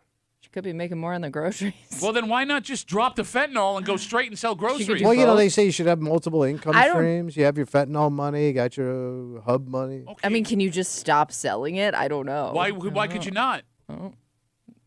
Because you're somebody's source of drugs? I don't know. Like, look, it says she had 122 bags on her person when she was arrested delivering But I don't groceries. know what a bag is. But, like, here's the thing. Like a little bag? Tommy, but even if it is a little bag, right? Let's say those bags sell for $10 a piece. That's still $1,200. Hey, isn't fentanyl, like, super deadly? Yes. Yeah. No, wait, hold on. That would be $120. Oh. God, we're bad at math. Right. It is super deadly, yes. So they have, like, a lot of deaths out there? Maybe that's why And it's a small town. Yeah. Try that in a small town. She did. Well, yeah. She did for like 6 months, as far as we know. The allegations are true. No, I don't. I mean, like, I guess what So you think she didn't need the delivery service? She should have been driving around hustling dope. I'm not encouraging people No, to but I'm hustle. saying, but that's what you should have been doing. I just don't get why you would need to be doing both at the same time. Are you a drug dealer or are you a grocery delivery person? And if you were using the grocery delivery as a front to sell the fentanyl, unnecessary, because guess what? You got caught. Well, true. Right? Like, either way, you still got caught. Well, it didn't work. And those eggs went bad. Oh, fentanyl and rotten eggs. Do you think the cops finished the grocery store delivery for her? Every once in a while, you see those stories. They do. Or like there'll be an accident with a pizza delivery guy and they'll like bring the pizza. Well, somebody paid for Oh. it. Right? I mean, like. That's pretty nice of the cops. By the way, that's really going to hurt this woman's star rating on Instacart. 252 WCMF. Again, we're talking about a 44-year-old woman arrested in Batavia after a 6-month-long investigation. Police say she had been possessing and selling fentanyl throughout the city. When she was arrested last week, police say she had 122 bags of fentanyl in her possession while delivering groceries from an online order. Let's talk to Nolan. Hey, Nolan, how are you? Good. How are you? Good, Nolan. What do you got? So, what if she's getting paid for these drugs through the tips that they get while delivering the groceries to keep it kind of like under the table some more? Okay, so let's talk about that. That would actually be over the table because you would have to pay taxes. Over the table, yeah. You would have to pay taxes on the tips. I would, if I'm a drug dealer, Nolan, just thinking out loud here, I would prefer a non-taxable source of income, if that's me. That is true. That's true. Because when you pay me Very cash, true. it doesn't exist at all, Nolan. That's true. But maybe they're just killing two birds with one stone.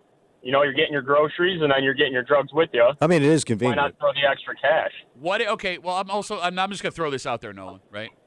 I've known a couple of people that had serious drug problems. And you know what they didn't have all the time? Money for groceries.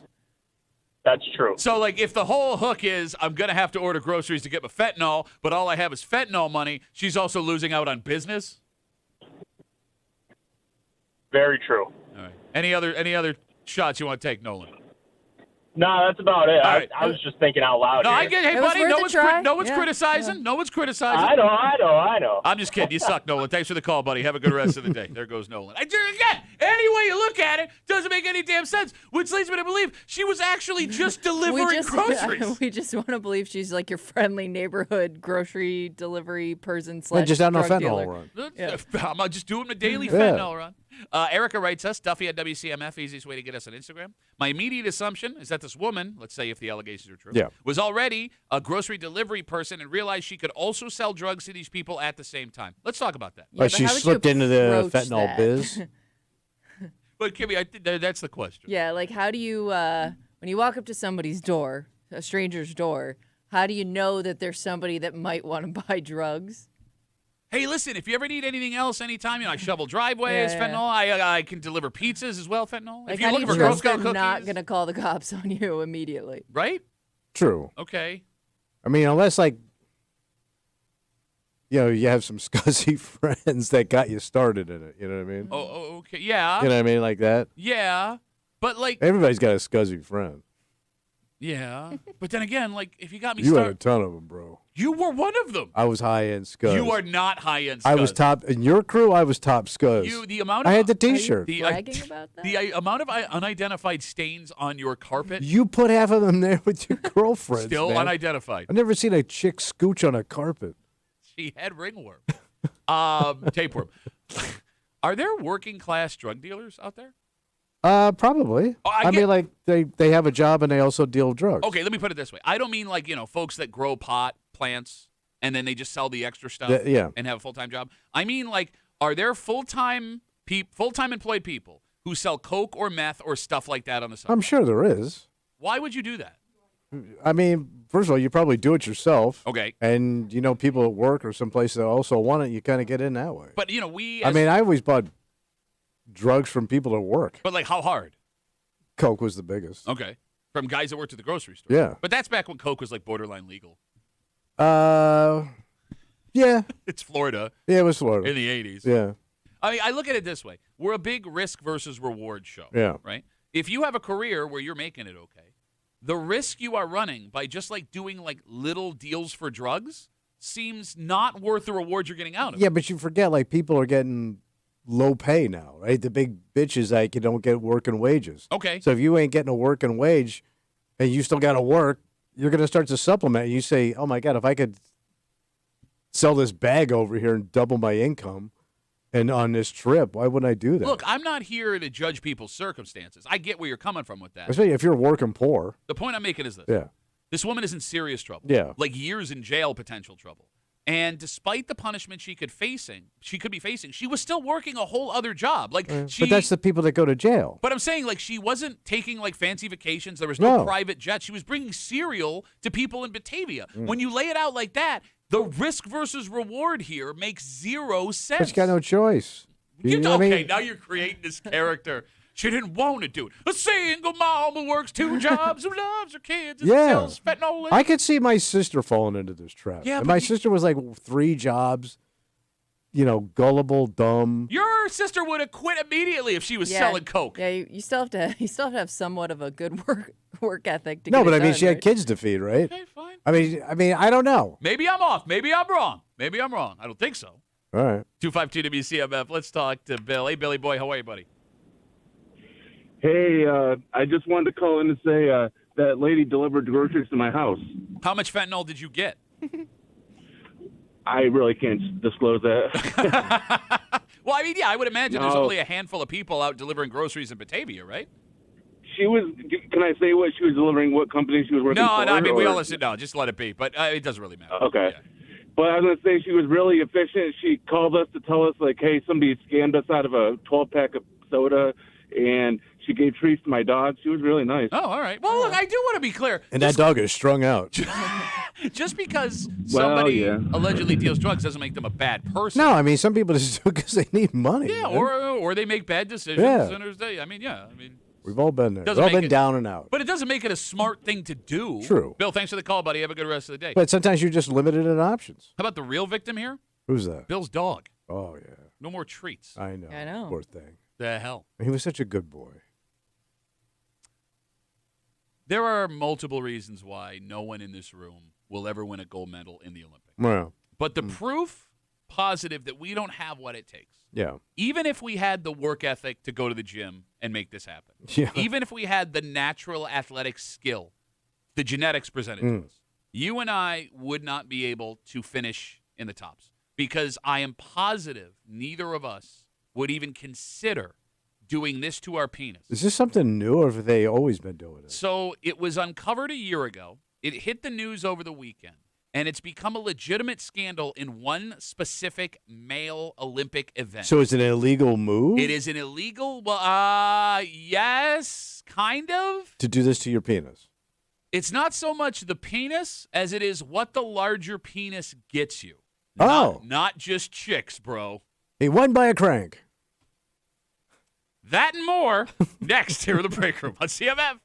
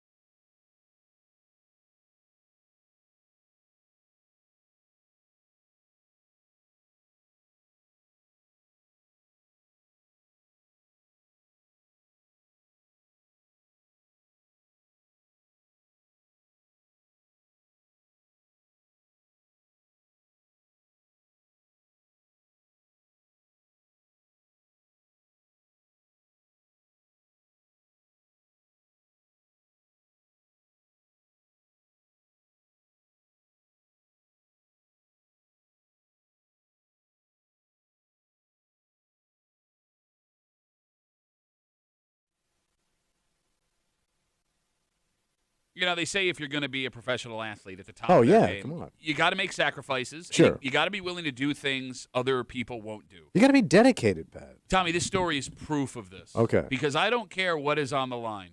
I am not messing with my penis. Oh. All right.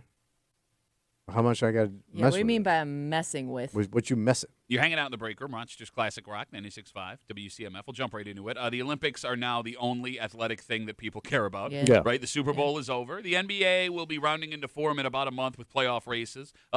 Pitchers and catchers report not too far away, but you got to sit through all of spring training. NHL's on a break, but Yeah. you get Olympic You hockey. get Olympic hockey. Yeah. As we are watching big jump women's skiing right now, currently in the studio, but it's men's skiing that has become the center of a potential scandal. What happened? So the headline has read, if you've seen this story, that male ski jumpers are taking Viagra to be more aerodynamic. So is that the ski jump Yeah, where they float down in the air? you Oh, got like it. So the they have distance. they're up in the air for a few minutes. Yes, Yeah.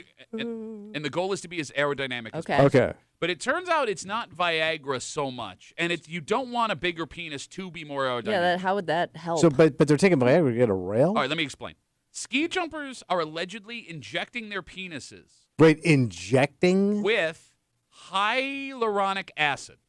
Oh, that sounds really painful. So the acid, according to scientists, Yeah. acts as an enhancement for the penis and makes your penis bigger. So you got an air bone. You got it. Now, you may be wondering why. yeah, why would that Oh, help? that makes sense. Is it carrying you through the air? You can use it like a rudder, right? So you got to start drifting over here. You move it around here a little bit, so you can stay right on track. So this benefits the ski jumper other than the rudder theory. Yeah. It allows them to wear a bigger ski suit in the crotch, which then makes them more aerodynamic. So it holds the air better You got it. around the dung. Yes, but apparently your penis actually has to be bigger for you to be allowed to wear these wider crotched aerodynamic suits. So gives them better lift, keeps them in the air longer, improves Better their suits. score. So the sports regulatory committee that takes care of this says that is total BS. That this is not happening. Skiers have not been doing this. Okay. However, last year, 2 Norwegian coaches were caught sewing extra material in their skiers' crotch area, and it is believed they were doing this because the skiers were injecting their penises with hyaluronic acid. Kimmy, can you do me a favor? Yeah. Can you Google the negative side effects of hyaluronic acid in your penis? HYALURONIC. Thank you. Hey, you said injecting. It sounds painful. Like right before you go down, can you just look at a porn for a minute and then go? No, I think it needs to be actually girthier. Like a fat chubby? I guess. All right. So it actually makes it. Yeah. It's just more than Viagra. Then it actually makes your penis bigger than it is. To the point where you would need bigger pants. Because Viagra just gives you your own rail. Yeah. The negative side effects include temporary swelling, bruising, tenderness, and redness. Well, you want the swelling. What about long-term side effects? Because you can't tell me you're doing this and nothing down the road is going to happen to your penis. Maybe they don't know. Okay. With the acid. All right. I don't want to be that guinea pig. Okay. Where I'm injecting mystery substance into my penis to Maybe wear you bigger pants. You should take those Doug Flutie pills. Okay. She'll like them too. All While Kimmy is looking that up. right. You know how we know these athletes are serious about Yeah. winning? Because they're injecting stuff into their penis. Yeah. That's the ultimate. Like no longer am I impressed by money they spend to train Yeah. or the time they take training or the sacrifice you make involving your friends or your family or your life or whatever. The second you inject something into your penis to win, that is a man that deserves whatever championship is supposed Yeah, to he's come with, dedicated. right? So is it- Especially if he injects himself. All I couldn't do it. right, I'd have to let have me ask you a somebody do question. it. Let me ask you a question. All All right. You have to do this. All right. There is no ifs, ands, or buts. Yeah, I got to do it. You can inject yourself or I have to inject you. Yeah, who What do do you want? trust? You're going to have to do it. No, I'm not injecting Yeah, but you your wouldn't be able penis. to do it to Bro, yourself. we're going to I be able can to do look it. at each other and not start bursting into laughter. Well, I'll look away. You trust me with you. I wouldn't trust you around my penis. Well, with a let's say we needle. were teammates, like we Yeah. are in the radio, Yeah, right? yeah, Let's yeah. say to do this show, Okay. they go, we look at these ratings. Jesus Christ, boys. No good. We figured it out. It's your penises. Okay. So you both had to take the injection. Okay. I can't do it.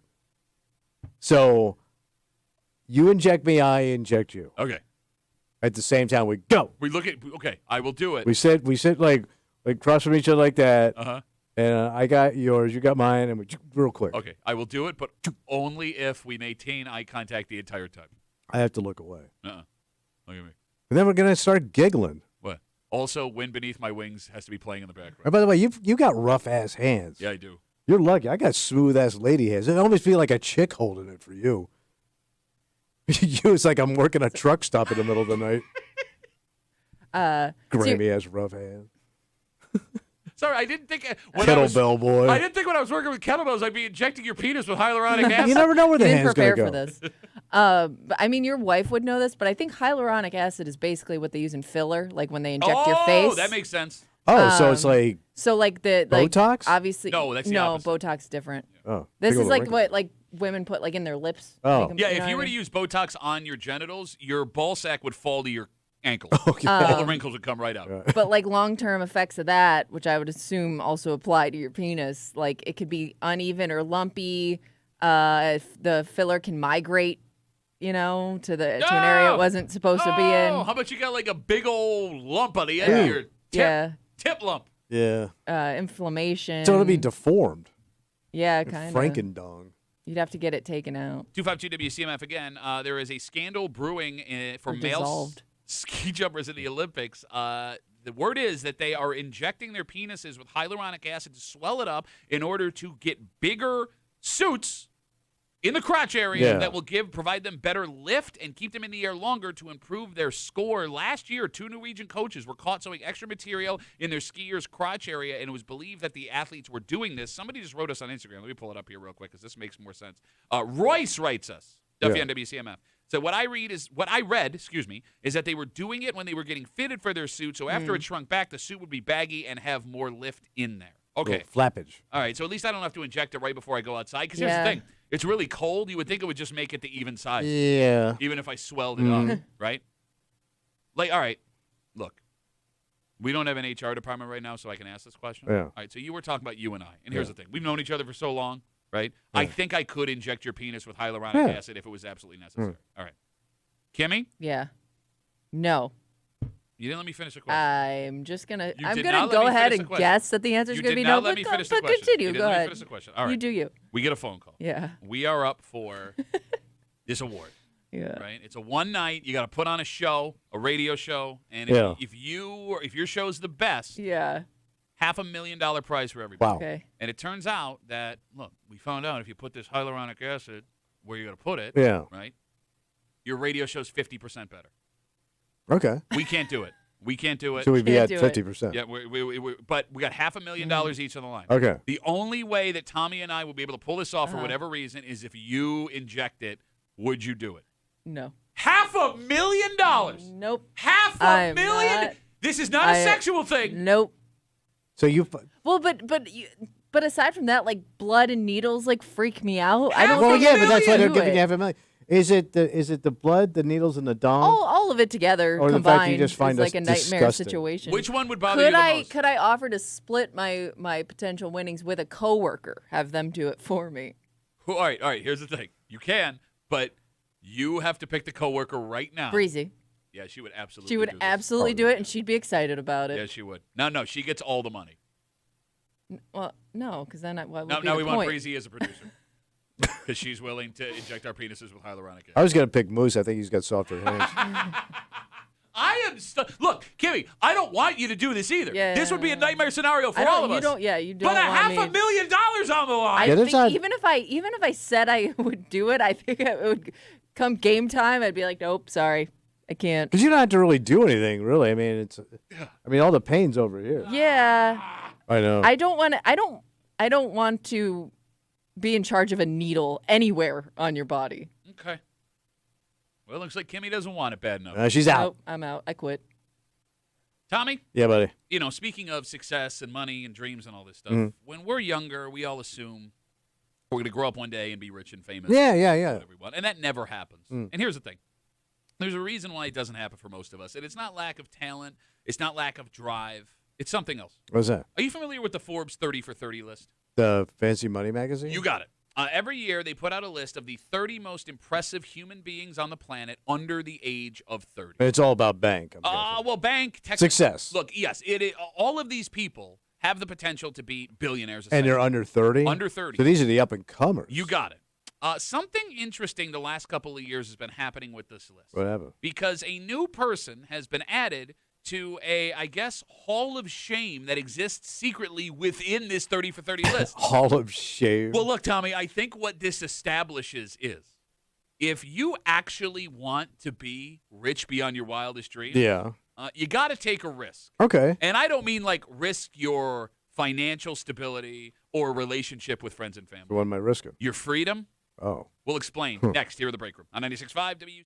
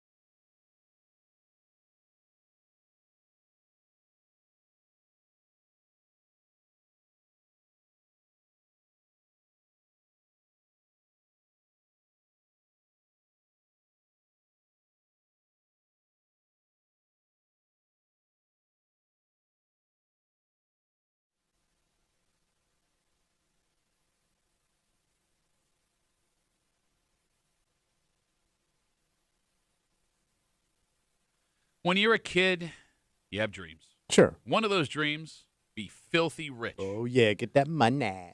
And there's a point in all of our lives where we just know we're going to live in a mansion. We're going to have so many cool cars. We're going to take vacations with, like, sexy people whenever we want to.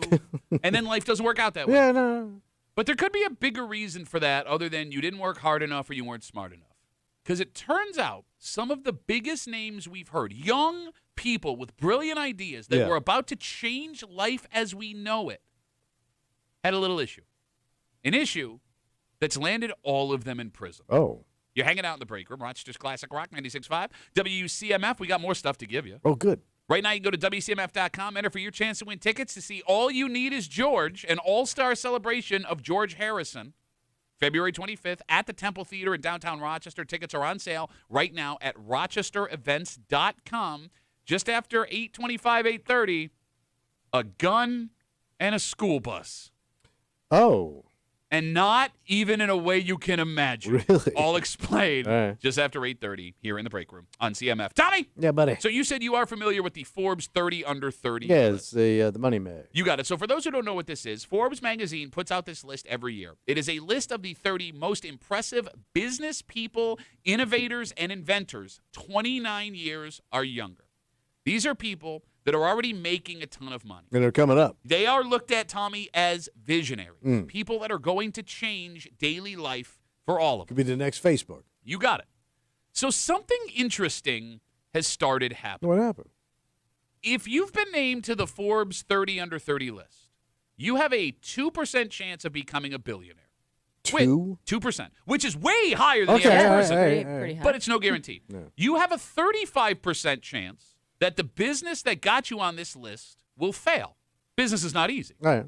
But it turns out you have a higher chance than all of those things of going to jail Oh, the Madden effect. Well, because the amount of people on this list that have Yeah. ended up behind bars are insane, and they are names that you know. Do you remember Elizabeth Holmes?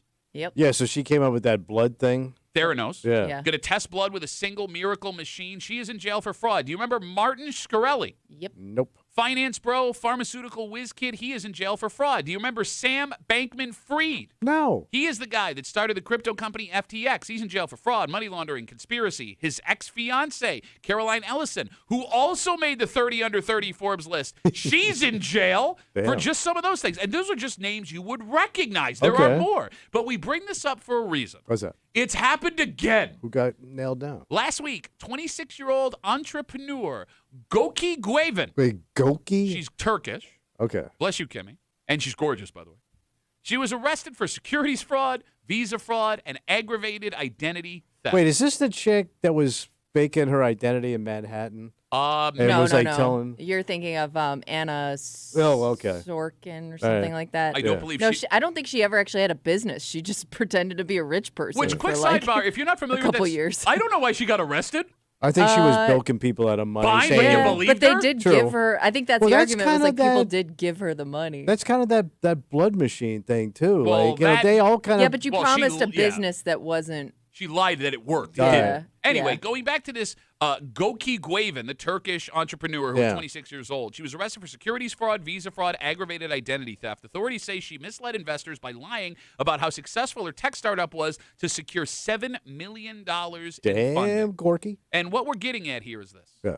If you make the Forbes 30 under 30 list, there is a better than decent chance you are going to jail. But it also says you can play a lot of smart people if you're on that list, because people just assume, oh, if you're on that list, you got to be on the up and up. Well, it kind of feels like with some of the stories, it's almost like they start out with like an actual business plan, but then they just get caught up in a lot of bad stuff along the way. Or they just want more money. They get Yeah, used to they that get greedy. lifestyle. and like Yeah. the things that they promise don't happen. Like they started with an idea, and then they realize this isn't going to happen, but they've already gotten so far into it and like owe people money, and I just think it goes wrong from there. Okay.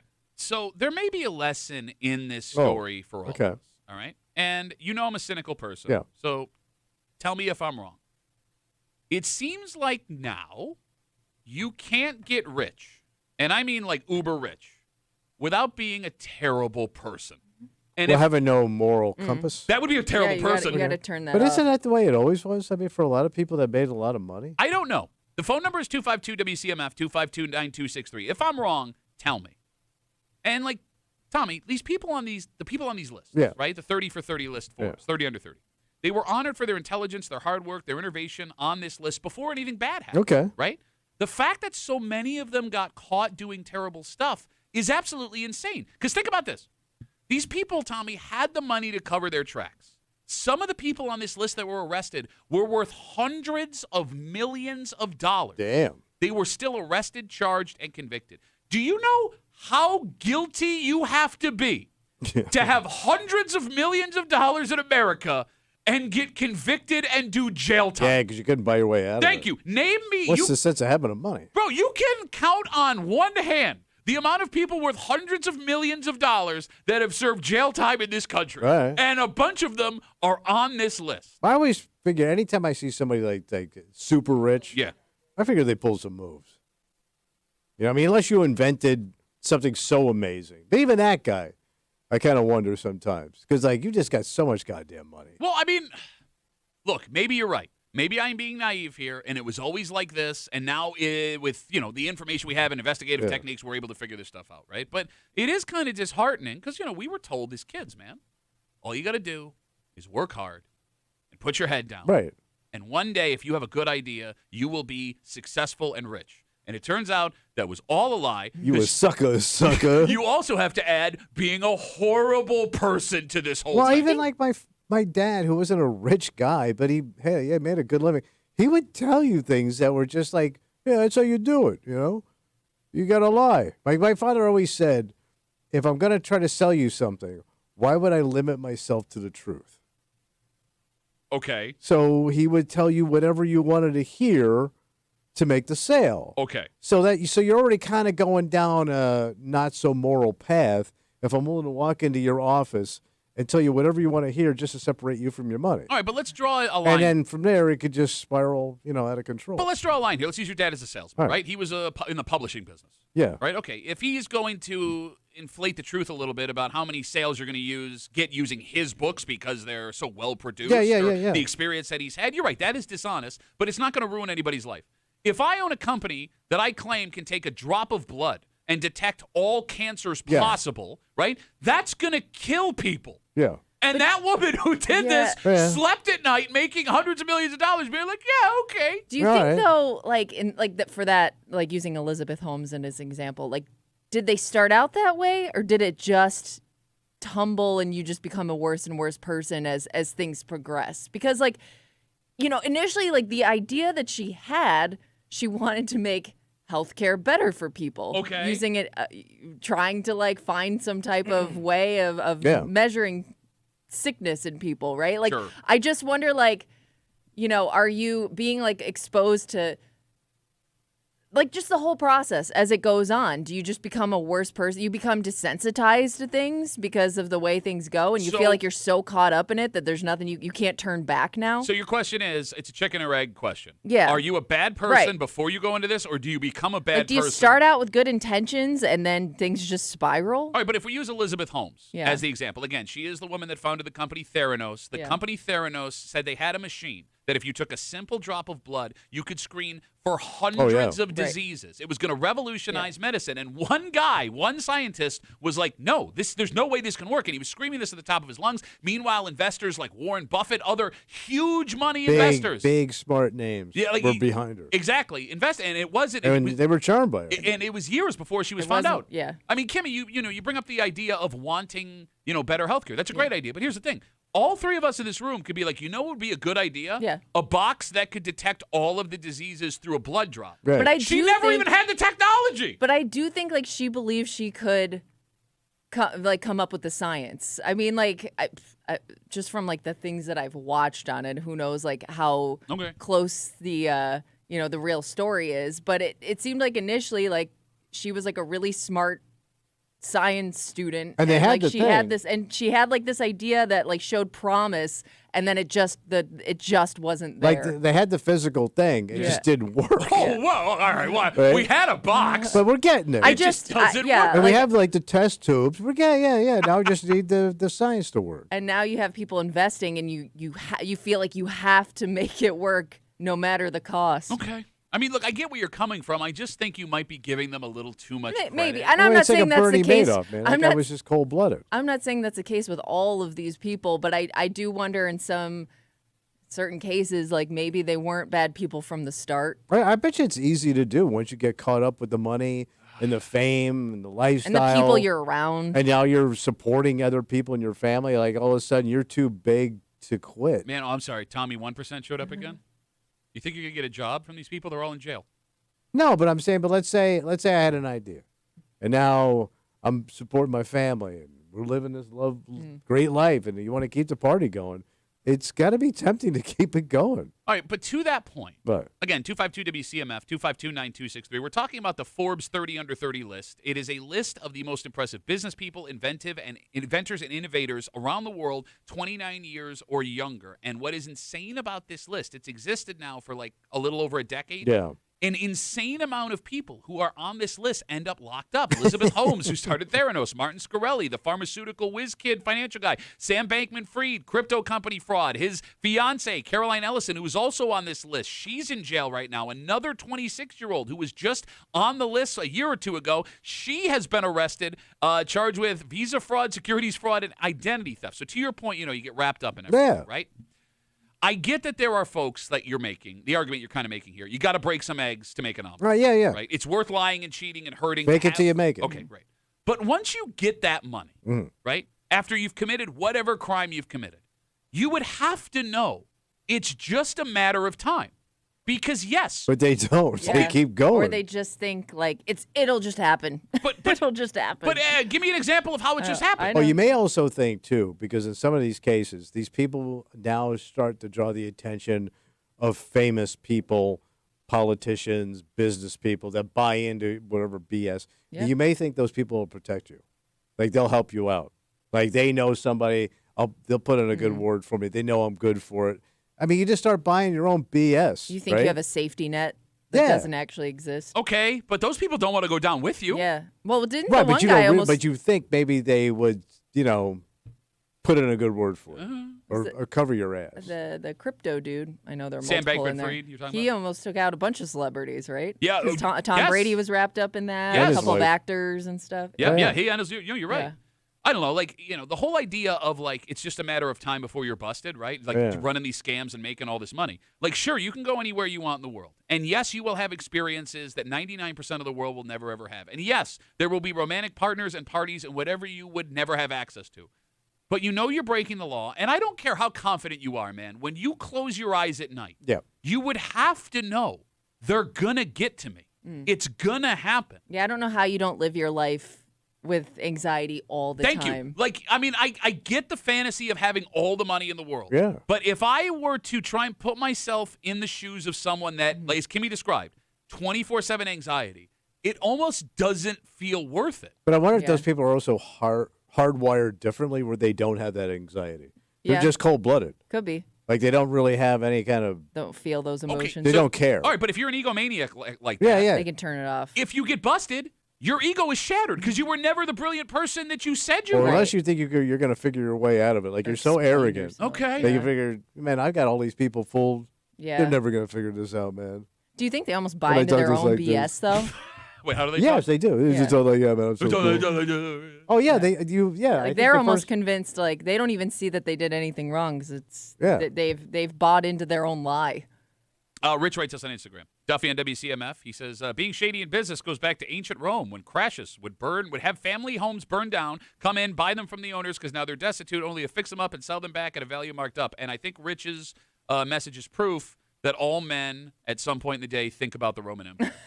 They do. It's a theory. I didn't know Yeah. this was the thing. I never Oh. think about the Roman Empire, but Rich does. I guess. Okay. All They're right. out there. So now with this knowledge Yeah. that an astonishingly high number of people on this Forbes 30 under 30 list end up behind bars. Tommy, Yeah. Does this support our tech theory that if you cannot simply explain your idea to me, it's a scam? Yes. Because we have had this theory with Bitcoin for 10 years now. Mm-hmm.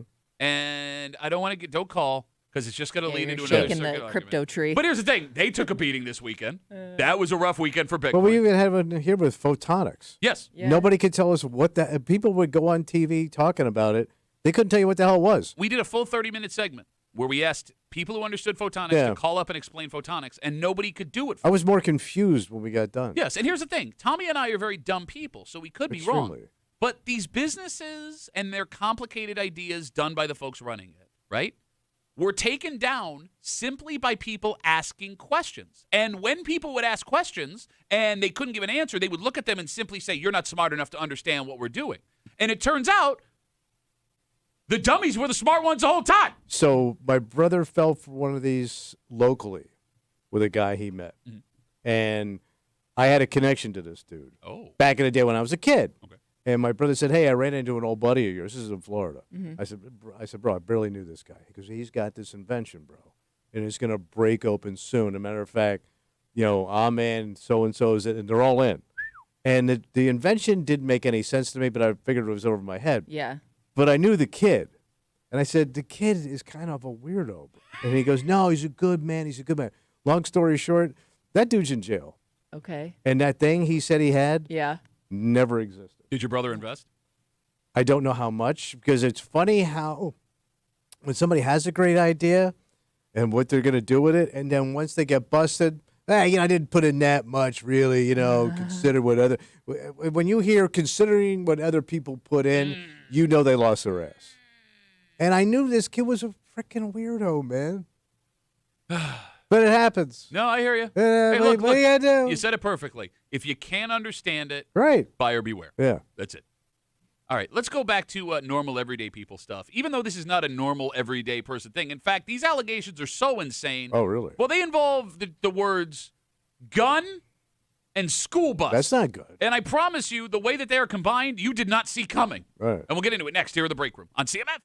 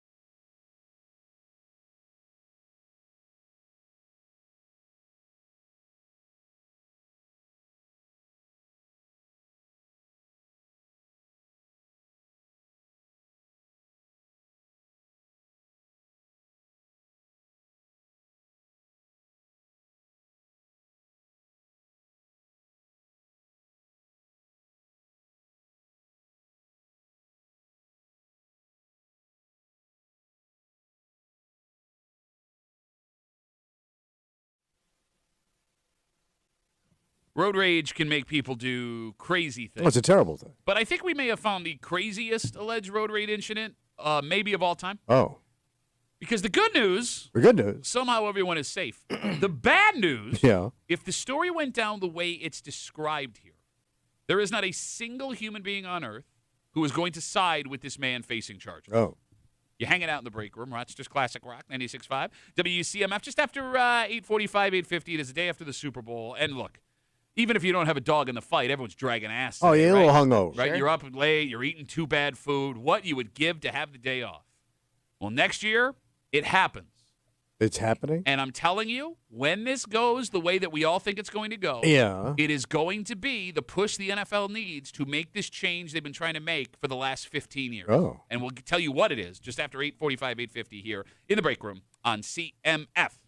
A 19-year-old man is facing felony charges after an insane alleged incident last week. What did he do? On Tuesday, just east of us, police say a bus driver and a bus monitor, were transporting 3 special needs students when they became involved in a road rage incident with another driver. Jesus. That driver, the 19-year-old who was arrested. Okay. Now, we don't know what happened in the road rage incident, but what we do know, according to police, at one point, the 19-year-old man pointed a gun at the school bus. Like in the car, out the window? I don't know. Okay. Let me say it again. Yeah. The 19-year-old suspect Yeah.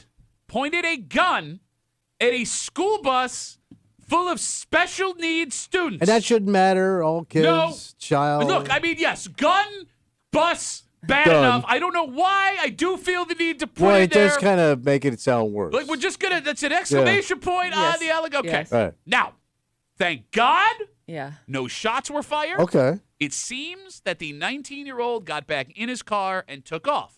Police say the 19-year-old was eventually pulled over later that evening and arrested. Police say they discovered the gun at the traffic stop. They also say the 19-year-old was driving on a suspended license. What? Got a lot going on there. Well, I mean, I guess if you're going to measure the severity of one versus the other. When it was all said and done, the 19-year-old was charged with criminal possession of a weapon, which is a felony, menacing, 3 counts of endangering the welfare of a child, and a few other smaller charges. Well, that's a full plate It is. Yeah. It is. for one pistol. He's got a court date to answer for those charges. The phone number is 252-WCMF, 252-9263.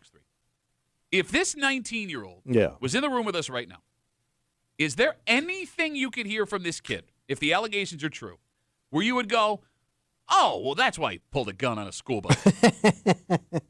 I feel like it looks bad just having a road rage incident with a school bus, period. Like, you screaming at a school bus The kids automatically makes you look like a dick, right? Like, you're going to assume that the person doing whatever it is to the bus driver or school bus is in the wrong. Sure, yeah. So, yeah. Like, I've been racking my brain all week. Yeah. Right? Because this story, I Yeah. saw it on Friday. All right. There's no way he would have thought he was in danger. No. No. Right? So no. they tend to just be anger if the gun came Yeah. out the way police say. I would find it hard to believe that the bus driver or monitor would have said anything so heinous to this man that it would push him over the edge to pull out a pistol. Yeah, because there Yes. wasn't an actual car accident, No. right? This was just a road rage. Some kind of road rage incident. And by the way, saying something heinous would not justify a gun coming out, but Right. trying to push someone, well, what would push someone over the edge? Also, you would think, to Kimmy's point, the presence of a school bus Yeah. with children would be enough for you to not take out the weapon. Yeah, you got plenty of witnesses there, but he also probably feels he was justified. Well, that's why you If would you, do if, you, it. if you had him sitting here, Yeah. he would probably justify it. How? Well, the school bus That's cut what I me want to off. really Yeah. hear. Because in his mind, he was in the right. Yeah, you wouldn't have pulled the gun if you wouldn't have thought there was a reason to pull a gun. Right. So what? What is it? I mean, And he's look, also 19 okay, and a male. yeah. That's the ripest dumb you'll ever be. Fresh out of hating school. Oh, God, the bus triggered him. He was like Tommy had to ride it till he was 18 years Maybe, old. maybe. No, look, Got man. something against school buses. Fresh out of Hayden School. Look, man. I agree with you that the dumbest you will ever be is probably 19 years Oh old. Yeah. yeah. And I was that dumb 19-year-old. But I'm not trying to stand on a soapbox here. I would never have in a million years thought, you know what this school bus needs? A gun pointed Yes. at it. Yes. Right? Yeah. Like, how stupid. I know I'm not breaking ground here, But dear God, what the hell led to a gun coming out? Well, you just graduated from hating school. 252 WCMF. Again, a 19-year-old just east of us was arrested after police say a road rage incident between he and a school bus containing a bus driver, a school bus monitor, and 3 special needs students led to him pointing a gun at the bus. I even have I've just heard this story from you. And I think you all do too. I have a picture of what this dude looks like in my head, immediately. Same. And I think everybody listening knows you think you know what this dude looks I like. want Well, you're picturing the kid you knew in high school that would do it. Yeah, pretty much. Is he 90 pounds in both of your Thank fantasies? you. Okay. Skinny? Yes. Yep. He's got weird facial hair. Yeah, yeah. Not like it's trying to be weird. It's a patchy beard. Yeah, Are it's not you growing to the right describing Terrible Time Timmy? Oh my God, it's Terrible Time Timmy. It's a patchy beard on a dumb face. I didn't even realize I was thinking Terrible Time Timmy, but that's You know what? That's it. Yeah. Yes, 19-year-old Terrible Time Timmy. Think about this. There are people in this 19-year-old's life, if the allegations are true, that he will have to explain this to. Oh, yeah.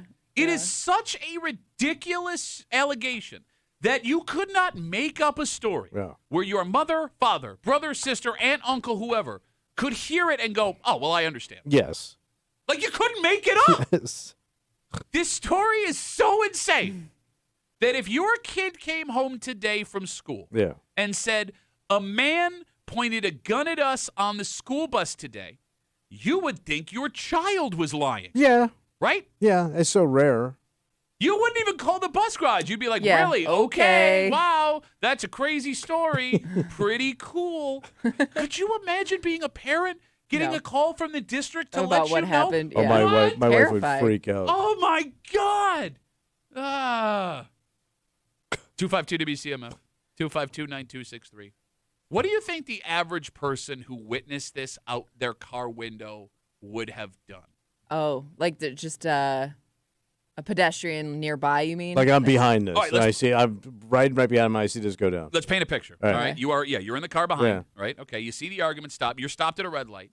All of a sudden, this man is pointing a gun at the bus in front of you. Your first move is what? Yeah, call the cops. Okay, calling the cops. Kimmy, your first move is?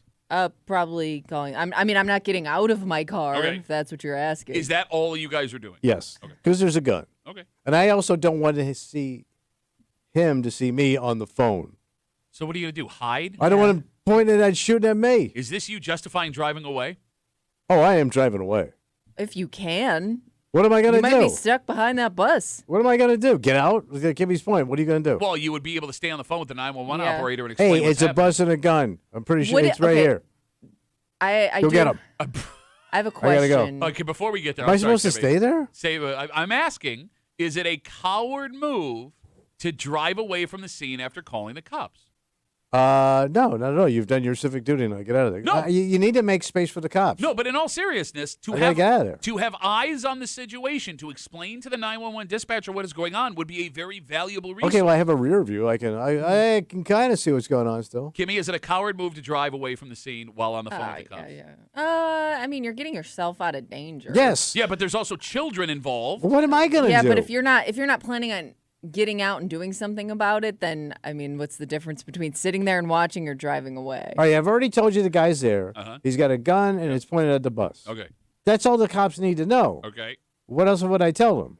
Well, I do have a question because I know people get judged for this, but it does come in handy in some situations. You pulled out your phone to record. Can't use it in court. Well, yeah, you could. Why can't you? Can't on TV. Like if you're getting this What? guy doing what he's doing, full evidence, proof, I don't know, is that frowned upon because you're not doing anything, you're just recording? I think or the is bus that, has cameras. Did Does it have the side camera that does it? Why can't you use it in court? I don't know. I don't think you can. Did you just make that up? Yeah, you did. Possibly. Yeah. Yes. But I am pulling away. The kids can't go anywhere. What do you want from me? They To ain't my not kids. They ain't my kids? Did you just say they ain't What my am I supposed to do? kids? Go up and open up the back door and get them out? Didn't say that. Well, what else can I do? No, I mean, think Kimmy brings up a good point. If you are I don't documenting know, what is 'cause happening, I would be hesitant to do it. I'd be afraid What if I he now look sees like you? that person that didn't help. I just recorded, but it is something that can be used later on. well, what if he starts shooting at you? You don't know what's going on here. right? Okay, time He out. sees you time being out. bad. Time out. Quickly. You don't know what's going Joey on here. Bedinsky. You don't know what's going on here. Maybe he was told by officials to point the gun at the school bus, argues Tommy Muley. Man. I'm not saying get out and record. You can do it from your car. I'm out of there, man. I don't want to get involved that deep. And by the way, I don't want to see nothing ugly go down. Yeah, no kidding. Right. Which is why you with be me. there. What if Also, you're no, the I'm not only with witness? I think you're rubbernecking. Oh, you want to let traffic keep coming through? Yeah, come on. While he's pointing a gun Keep going. at the bus full Keep of America moving, people. special needs students, you monster. Drive in America. Big Phil, don't film the gun, man. Go around the bus stop. Oh, my God. Yeah, I'm out of there. You've said a lot of coward things I on this know. show, but I'm stunned. I made the phone call. I don't even believe you'd make the phone call, to be I'm honest. making the phone- Look I at will me. make the Look at phone me. call. Oh, he did the point. You're lying. A Right. point means lying. I see a gun. I just want to get the hell out of there. No, I also want to get out of there. Yeah. But it's a situation You now. gotta do your civic duty. Yes! That's what I'm arguing. But I you're might be saying me frozen calling. for a couple seconds. Like that might take me a second to process Right. to even make a decision on what to do. I might just be frozen there in my car Or I might watching panic and everything go leave. down. It could go so many ways. So you're saying just calling the cops and leaving and reporting this crime is not doing enough of a Well, civic because when duty. they ask you follow-up questions when you're on the phone with 911 and they're like, And okay, you're- well, what's happening now? I don't know. And you're like, I'm driving away. I don't know. 5-layer burrito, Baja Blast large. Yeah, I know. I can't see from here. Can I get a cheesy Fiesta potato? That sounds pretty Can good. we get a description of the man with the gun? I don't know. I'm not there anymore. No, I can tell them what's going on now, like past the bus, Now, not only are the outlying areas. Not only are they going to hear you driving away, they're going to hear you refusing to round up your order at Taco Bell through the drive-thru. Yeah, I think that I'll say it again. Yeah. If you are there to, as Kimmy put, give a physical description, Yeah. explain Give what as is many happening details as possible. in the moment. I mean, think about this, man. Like Well, now you're like a reporter. License plate. You're like a war correspondent. war correspondent. Those guys get shot all the time. Look, man. You know what I always It's a fake scenario and your voice is cracking. You know what I always panic about if I see like an incident, if I am somebody who witnesses an incident on the road, calling 911 and trying to describe where I am. Oh, Because if I'm in an area that I'm like somewhat unfamiliar with, I'll be like, I'm on Yeah, I'm gonna have that what, family. What feud road brain is this? fart. I don't know what road this is. How about this? I am not good at cars. I'm not Oh, either. me either. So Especially I wouldn't even now. know what to tell them what car was involved. Like every it was SUV like- looks the same. Yes, It was like thank a you. grayish color, Boxy. small SUV. Yeah. No, I always wonder because they'll be like, the What year? The suspect is at large in like a black Chevy Blazer. That does nothing for me. I don't think I can describe my car, and that is, and I've had it for 6 years. Like I'm going to be looking for badges on the Yes. back. Like unless the car tells me exactly what the Yeah. car is, I am of no help to you. Yeah. Yes. I cannot help you. All right. So look, the moral of the story. Where's here, some moral? Let's bring it together for moral. the first one: don't point a gun Yes. at a school bus of special needs kids. Yeah. Any kids, really. Yeah. How about even an empty bus containing just any vehicle? Don't point a gun. Don't point a gun at anything. Yeah. Yeah. End of sentence. Yeah. But more importantly, What's that? if you're the only one that is there to help, you have to do something Besides, make that phone call. and drive away. How am I now the worst person in this story for driving away? Because there's vulnerable people at risk of being hurt, and you're wearing ass, rah, rah, rah, rah. Jacket wearing ass. Is at the 7-Eleven getting Slim Jims Ooh. because you're a scared-ass bitch. You bitch. Not even man enough to deserve that Slim Jim. I wonder how many Slim Jims were eaten nationwide during the Super Bowl last night. Is that a Slim Jim moment? I Nah, always think probably it's more not. I don't think because of it. you're already having pepperoni on a pizza. You don't need Yeah. a Slim Jim. But, I mean, Super Bowl's American. Slim Jims are American. Oh yeah. Okay. Next year, it's going to be a much different Super Bowl experience for the overwhelming majority of Really? Americans, and it's simply because the calendar falls weird. But I'm telling you right now, Yeah. how this goes next year will be the jumping off point for the NFL to finally do something they've been fighting to do for the last decade and a half. Okay. And it's great for us, not so great for NFL players. Oh. And I'll explain next here in the break room. Let's see you,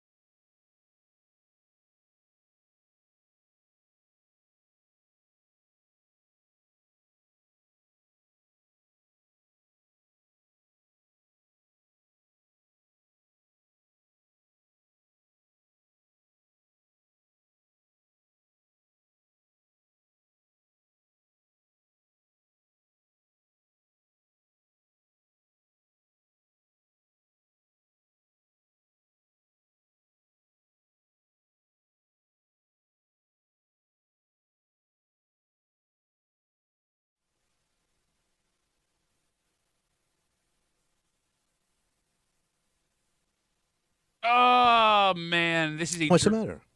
Are you trying to play it off like you weren't chugging water or something? Yeah. Like it just became more suspicious. Hey, everybody, I'm Tommy. I'm very parched. You're up this morning. You're dragging ass. You stayed up too late Yeah. watching the game. You ate too much food. Maybe you drank too Too much salt. And the fact that we are at work today should be illegal. Next year, I got some good news. What's the good news? Well, we definitely will not be at work to deal with this. Why is And that? if the NFL has what it wants in proof of this next year, we'll never have it again. Wow. You're hanging out in the break room, Rochester's Classic Rock, 96.5, WCMF. I don't know about you guys listening, but watching the Patriots get the crap kicked out of them warmed my heart last night. I bet. I do feel a little bit justified, Kimmy, in what I've been yelling all season long. I mean, they still got to the Super Bowl. Sure, they Mr. Magoo'd their way through offensive line-less Chargers team, a Texas team missing 2 wide receivers and a backup quarterback in the AFC Championship game, and then got their asses kicked by an average Seahawks team. But I digress. Okay. This morning sucks. Oh, yeah. You got to get up. Always You're does. hungover. You got to go to work. And You it's, either have a food or a booze hangover. exactly. Well, the good news. What's the good news? Next year, that will not be happening. How's that possible? So the way that the calendar falls, the Super Bowl will be a week later Wait. Oh. next season. So it'll be deeper into February. You want to try that again? February. What? Deeper into February. Okay. The Super Bowl will be played the day before President's Day next year. Wow. Meaning next year, Monday, the majority of Americans will not have to go to okay. work. You got a national holiday. Yep, you will have an extra day to recover, and you got to think, this is great. We get one respite. President's Day after the Super Bowl. Finally, these presidents are worth something. Holy guys. The NFL Yes. will be using next year as a preview and a test. For what? So the NFL wants an 18-game schedule. And an 18-game schedule would add an extra week to the season. All right. And that extra week would guarantee every single year a day off for America after the Super Bowl. All right. Okay. The NFL, if next year they see an increase in ratings, folks watching the game longer because they don't have to go to work this next All game, right. that will add prices to commercials later in the game, which traditionally are the more economic commercials. That will be what pushes the 18-game schedule over the edge. They're going to go to the Players Association and they're going to say, look at all this money we are making. If we can guarantee a day off for most of America the day after the Super Bowl, we will all make more money together. We are now going to add an 18th game. All right. I am willing to bet What do you think is going to happen? that this year will be the last year that we don't have the day off after the Super Bowl. So it'll always be the third week of February. Yes, because that 17th game that they added, Kimmy, just came out of Yeah. nowhere. One year we had a 17th game. Like there Yeah. wasn't like a lead up to it. It was like, No. okay, we're playing 17 games this year. Yeah. Between next year's 17 games, I'm predicting within 2 years they're playing 18 games in a season. I thought the Players Association didn't want to do Yeah. just because of injuries. Right. Money. Money. All right. With the money. money. So why don't they do this too then? Start the goddamn game earlier. Well, no, because you It gotta just- you gotta I know. count for West Coast. So you think they won't watch it? The biggest game. Just bring it back an hour Hey, because it's so. I'm sorry, goddamn. old man yelling about time. It I'm sucks. trying to get to bed. Yeah, started at 5:30. Is that unreasonable? That's what 2:30 on the West Coast. That's like an afternoon I mean, game. it already is kind of in the afternoon on the West Coast. Right. Okay, What's- look, yeah. I don't know why you're yelling at me, man. They're not gonna do it. Right. And there's just so much goddamn pre-game to halftime BS. Jesus Christ. Yeah, they're That's selling always all been of a it. thing. Yes, I wouldn't. Sell the The game. pregame, Sell the it pregame, the earlier. halftime show. Sell it at 10. It's been the same for quite some time. It's just weird that as time got on, he started complaining How about about it. give me the old days? What's the old days? You know, it was just one little guy in a rocket ship flying around. You had some cheerleaders, and everybody went home after 3 hours. 252 WCMF. Again, next year, the Super Bowl will fall the day before President's Day because of just a weird calendar, which means a lot of Americans, a lot of people are writing me, I don't have Yeah. the day off on President's Day. Sucks to be you. Yeah. A lot of Americans will have the day after the Super Bowl off, which I believe will bring more revenue to the game, which will be the reason that they push for an 18th game. Great for fans, terrible for NFL players. Yeah. But look, you brought up that players don't want it. Yeah. And you're absolutely right. There's been a pushback against this for years and years and years and years. Yeah, because you're just pushing their bodies too much. And it's a valid argument. I do not think an 18th game would be good for the NFL. I don't think it would be good for the players. Well, look at these quarterbacks limping into this playoff. Josh Allen's got a broken foot. The other guy's got a broken ankle. I mean, you had a lot of Mahomes was out. Lamar Jackson was out. Look, I would argue the reason the Super Bowl was so pedestrian last night is because you had two middle-of-the-road NFL quarterbacks. It was last man standing. Yes, exactly. If you're healthy, you can go. Like, last night's game proves, people bitch all the time about the calls that quarterbacks get, and you're protecting them and you're putting them in dresses. When you don't do that, you get Drake May versus Sam Darnold in the Super Bowl, and that Super Bowl sucks. Mm-hmm. You get 6 sacks on Drake May. You get Sam Darnold running around like all of our dads just trying to get a pass off. How is that? Look, I know we're spoiled with Josh Allen being as athletic as he is. How is Sam Darnold a professional athlete? That bad? He I don't runs. think he was How that is bad. Mahomes a professional athlete? Yeah, I know. Mahomes runs way more awkward than Sam. I He Darnold. doesn't look like he's not even built like an athlete. Look, I agree with Mahomes. He's goofy, but he's quick somehow. He's a Muppet. Sam Darnold is not quick. And look, it Yeah. worked, man. I'm happy All right. for Sam Darnold. I didn't think he looked unathletic. He's making the same noise as our Well, he was getting. I'm chased down every play. 252 WCMF. Let's talk to Chris. Hey, Chris, how are you, buddy? Morning, guys. You're forgetting one big thing about the Super Bowl next year. It's on Valentine's Day. It is very much on Valentine's Day. Oh, Wait, on Yep. that's gonna get complicated. that's going to be doggy style. So So everybody can watch. That's how the Canadians do it. What?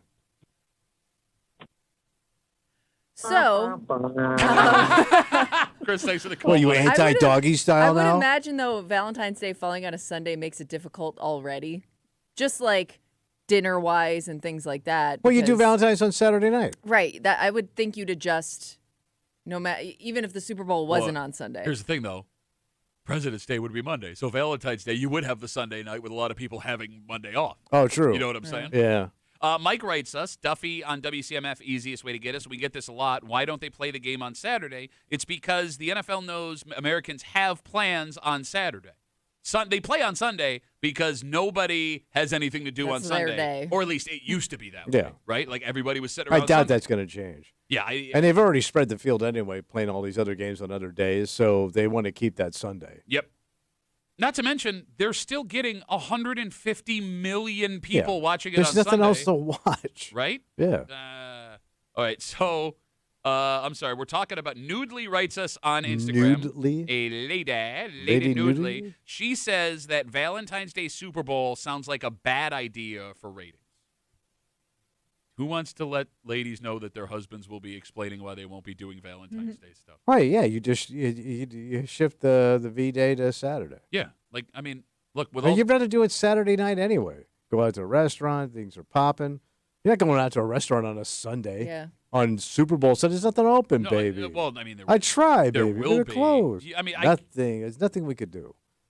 I can't. That's going to screw it up for a lot of people because to your point, there will be places open Sunday for Valentine's Day, and imagine having to work that. Yeah. You're going to miss it's the Super Bowl because it's Valentine's Day. And I you would gotta think work. restaurants would pass on it because they don't think anybody's coming in. Well, no, because there's always going to be some There's douche. always going to be a crowd. Hey, yeah. no, there's some dick like that's in the group chat that's like, yeah, sure, I like the Super Bowl. I but, take my lady out. my lady matters more than the biggest sporting event. Well, apparently, look what her vagina did to your mouth. You You better take her out. Like, look, hey, now you. That's some potent poontang. No, on you're your right, lips. man. There's gonna be a group where you're hanging out with like couples like a month before, and there's gonna be that one dick that is gonna wax all. "Ooh, Mr. Romantic. I love her, mother. And sure, I can watch the game later. I'll wake up the next morning and watch the highlights. What dick says that? What dick says that? What dick says that? That is King Dick, bro.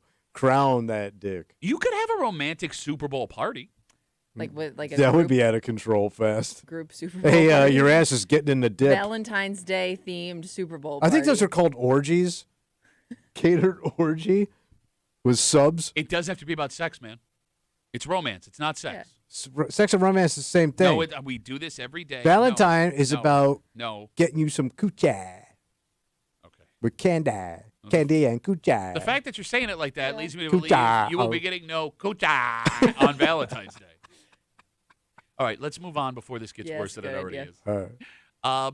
All right, you bring up the whole romance and Valentine's Day and wanting to get, as you put it, kucha. You want coochie, you got to look good. Oh, yeah. I have a study in front of us. What does it say? And you're going to hear this and go, absolutely, yeah. What's about men cleaning their act, though? Young men, of course, because they're a bunch of soft-ass pansy boys. Well, trim up. Yeah, but what's funny about this study is there's no information to indicate that guys your age didn't do this. And the fact that they want us to believe that only young men now care about this is absolutely ridiculous. Oh. Because even old men that don't care about this anymore will yell at some young men for not caring about this. Oh. I'll explain next here in the break room on 96.5 WCMF.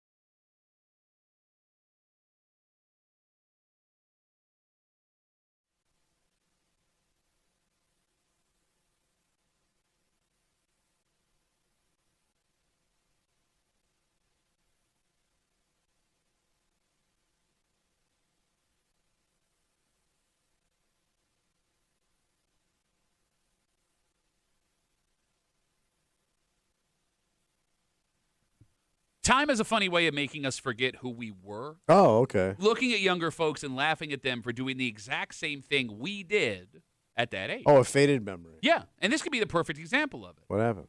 Because maybe there are things that make them care about this more than we did. But it's also very possible that to admit this now makes the average man feel like a sissy boy. You hanging out in the break room, Rochester's Classic Rock, 96.5, WCMF, just after 9:30 this morning. Yeah.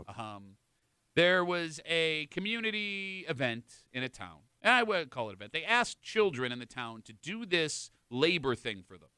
And after it was done, they rewarded the kids with a pizza party. Oh. And the way the story is written, it makes it seem like this fun community event. It sounds great. And it may be that.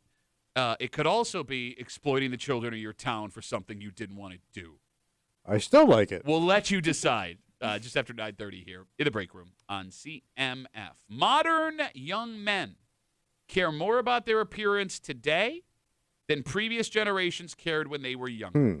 This, according to a story in the Post last week. Are you with me? Do you understand what I'm saying? Yeah. Their grooming habits are going to be more detailed. You got it. So the story says that 7 in 10 millennial or younger men turn to outside help to slow down aging-related changes. Well, didn't we find out like plastic surgery, Botox is big with guys now? Yeah, It's actually, like a booming business. it's more than that. Yeah. So to your point, 1 in 4 say they use stuff to treat wrinkles. It's a pretty boy. millennial men and younger. A dandy. 1 in 4 say they have something for hair thinning. 1 in 5 say they take advice on how to style their hair from an outside source. Okay. So this is anything from like skincare routine to actual surgery. Yes, like Okay. for example, Kimmy, 1 in 5 say they look for outside help to prevent grays. This Okay. is millennial men. Well, you know what they say? No play for Mr. Gray. Even more interesting, What's that? right now, the average male, millennial or younger, say they have on average 7 steps to their daily grooming routine. Wow. Yeah. The phone number is 252-WCMF, 252-9263. Do you believe that younger men care more about how they look now than Gen X and baby boomers did when they were there? So like my generation coming up. You got it. I guess it's a shame, but I thought we always had all this crap pushed on us too. What do you mean? Like colognes, razors. I mean, you're laughing at the razor thing, but like Tommy I know. became the generation where it's like 2 razors, 3 razors, 4 razors. Well, yeah, they pushed the electric shave, Yeah. that stuff. So, like, manscaping. Just for men, gray, the stuff. It was all home. I guess it was more home care products. It wasn't like you were going to a salon. But here's the thing. Some of this stuff is also home care products. Yeah. Right? Yeah. Like it could be something as simple as like moisturizing your face. Exactly. Yes. What's weird about this study, Yeah. it's titled Men Today Care More. And they give this data that I just gave to you. Yeah. But they have no data about men back in the day. There is not a single piece of data in this about how Gen Xers or baby boomers did stuff when they were younger to make themselves look better. So it is impossible in this article to compare a 28-year-old man of today to a 28-year-old man in 1988, 1968, 1948. Well, he has more access to stuff today. Okay. I mean, there's yes. more technology, medical breakthroughs that he could access. You're absolutely Sure. right. Yeah. Your dad didn't have creams and serums to try and stop wrinkles. My old man Not didn't care what he marketed looked toward like. him. Yeah. Okay, yeah, that's a lie. I That mean, is- he shaved, he put on a suit, that's caring what you look like. but that was it. I mean, that's about as far as he could push it. That's all they had, Yeah. right? And The that's way they dressed. That's what kills me here. And the phone number is 252-WCMF, 252-9263. Because, Tommy, if I asked you Yeah. how millennial, Gen Z, and Gen Alpha kids dress today, your answer would be, We're slobs. okay. If I asked you to rate my average outfit on a daily basis, you would say, Doofus. okay. You have 2 generations of men that believe you should not leave the house for work without a jacket and tie. Yes. I have a man that sits across from me in his 60s who will not go out to dinner anywhere without a blazer. Yes. And when you walk into any restaurant, I travel with one. from Applebee's to Black and Blue and everything in between, the majority of baby boomer men will have, if not a blazer, a collar on their shirt. Yeah. If you don't Tucked think, into jorts. thank you, Kimmy. So you think we've always been like this to 100%. some degree? Just depends on what you had access to at the time. Bingo. I will say this, like even like male magazines, even like Hot Rod, and they all had stuff in there geared for men, and it was all geared to get ladies. Like what you got to wear, the cologne, the hair, whatever, the shirt, Yeah. to get laid. Yes. It was all geared to get laid. And what I can't wrap my head around in this article, right? This is, if you read the article, it's an obvious, like, I don't want to say like hit job, but like they're just taking shots at, millennials, Gen Alpha, Gen Z. Prissy boys. Look at these pansy ass boys. Sup, boys. If you have the take that they dress like slobs, and then you want to criticize them for a skincare routine, grays, and all that stuff, you're the same guy. Yeah. You're going to put on a freshly pressed suit and shirt and a tie so the ladies understand. Blah, blah, blah, Just blah. focused on different things. Yes. But if you look at my generation, we were looked at by our parents as slobs. Yes. Beards, long hair, sideburns, you look terrible. Mm-hmm. But those were also grooming habits. Mm-hmm. And it was funny because I was watching that Miracle on Ice thing that was that documentary the other night. Yeah, that's why I heard the USA chant was invented in Lake Placid. By one of the Yes, players' moms. documented by Al Michaels. Yeah. It I was shared with me by a documented idiot. But go on, I'm sorry. Every one of those guys were like, if you look at them, back in the day, if you told me they look like members of the Doobie Brothers, they all had the same look. It was very shaggy, beards, a lot of sideburns, a lot of hair. Mm-hmm. But that hair had to be groomed, had to be washed, had to be blown out. Like I can remember the time my uncle found out that my cousin had a hairdryer, like a handheld hairdryer for his hair. This is a guy. Yeah. So my uncle was an FBI agent, and he was like a no-nonsense kind of guy. When he found out my cousin had a blow dryer, he thought it was the end of the goddamn world because he thought this is what women do. Communist won. Yeah. Why you blow drying your hair? You want to look like a girl? Like he killed him for it and made him get rid of it. No, to your point, my dad, when I was a kid, would not let me wear baggy jeans. Yeah. He wouldn't let me, if I started growing my hair long, he would start calling me a girl, all this stuff. Yeah. I found a picture of him. He graduated high school in 1981. He had the feathered hair, right? He looked like Farrah Fawcett, but with a dong. And he also was he had the striped socks up to his calf. Yep. And the shortest shorts you've ever seen. Yeah. Like, there was a ball. Those ABA shorts. I saw a ball, man. And I remember even that was a trim ball. But I remember at 16, like, you're going to yell about my baggy pants. And I can see every part of your inner thigh. Yeah. We're the same age in this photo. You look like an idiot. Let me look like an idiot. How do you have any space getting off telling me? Sorry, I feel like a lot of emotions coming back. Do you think because, I mean, I'm sure like every generation criticizes the generation after. They do. Because I think even we can admit we may not understand some of the styles that like your daughters wear, but you just know. I think maybe because so many pictures of us exist in that stuff that you just know one day they're going to look back on this and laugh, and that's enough satisfaction for me to not say anything or criticize. It's not going to age. Because I know Yes. that they're going to look back and be like, why the hell did I wear that? Because we all do that. But they at some should. point. Yes, they should do that. So, but that's why I mean, like, I feel like you don't have to say anything. It's just going to happen naturally. But there was a shift in America. Oh, please tell me about the American show. And it happened late 70s into the 80s, where we went from shaggy hair and a lot of chest hair and a lot of open shirts to zero hair. Like we flipped the script, the chest hair went away and pubes vanished. The vanishing of the pubes. Yeah. Yeah, it did though. The pubeless era. It just flipped. No, there was a famous speech Reagan gave about the vanishing of the pubes. Well, it's a shining city on a hill with no pubes, Mommy, and no shaggy hair. It was Krusty the Clown doing an impression of Ronald Reagan. I don't like those communists, but if you saw that young lad knocking Rocky around, he was clean cut. And I would say more clean cut Americans, we could take on these commies. I say, Mr. Gorbachev, shave those pubes. Apparently he already has. 252 WCMF. I'm sorry, Mommy. Kimmy. Let me reset real quick. We're talking about this article. The title of the article, Men Today Care More. It's all about how millennial men and younger are taking care of themselves better, care more about their appearance and how they look outwardly than men in Gen X and baby boomer generations. However, there is no data that backs that up. They have no data about older men. And it's funny because if there's one thing that older men care about with younger generation, you look like this, you look like that, you look like a bum. Kimmy, I'm sorry, go ahead. Well, you were talking about body hair. Is that like kind of coming back again? It kind of feels like it's coming back. Like I So, feel like, like we guys went are- from like fully shaving everything on your body to now like different stuff's popping up. Like what? What are you saying? You're like pop acts that have like open shirts with chest. Yeah, hair. yeah, yeah. That's- Chest hair. The guys are embracing their chest hair again. I feel like a lot of women are embracing the armpit hair. Yeah, I've lately. seen that. I don't. Wait, I hope that's not on them? Yeah. I don't know if that's The just Euro like look. yeah, like if I'm just noticing it more, or if people are actually just letting that go. I Now, don't look, know. I will say this. You know, girls, you do you, right? I don't like that.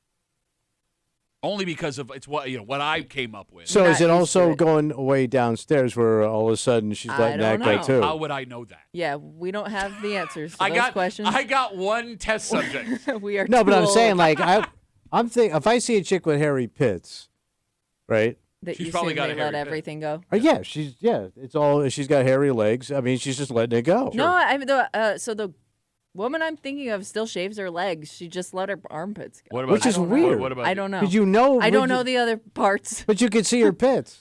Yeah, I don't What know. would she care what her legs look like? I, then? I don't know if it's like Yeah. seen as like a healthier thing. I don't know. How was that healthy? I hear something would have it has to do something with deodorant in the way it's like not directly on your skin. All right, so, I don't know.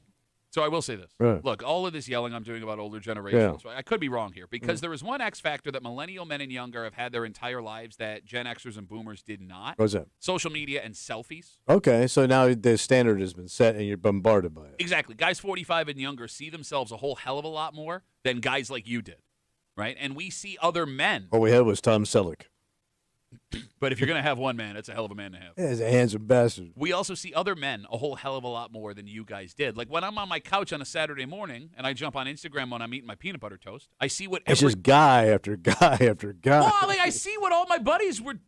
Buddies and guys and buddies. Oh my. Kimmy, you know this. Yeah. You start going through stories. My guy. He's a hairy guy. But I'm seeing what every dude I know was All right. wearing Friday night, what their hair looked like, how their Yeah. beard looked. I get an intimate look at my face Sure. when I am talking All to right. my kids on FaceTime. Yeah. Like yeah, that. you do get a lot more angles of yourself. Now, here's the thing. I have been beaten down into an inch of Mm-hmm. myself, haven't done stand-up comedy, so it doesn't bother me. But I would imagine a normal human being with a soul, that would take a toll on your There's self. a double it could. chin I didn't know existed. Exactly.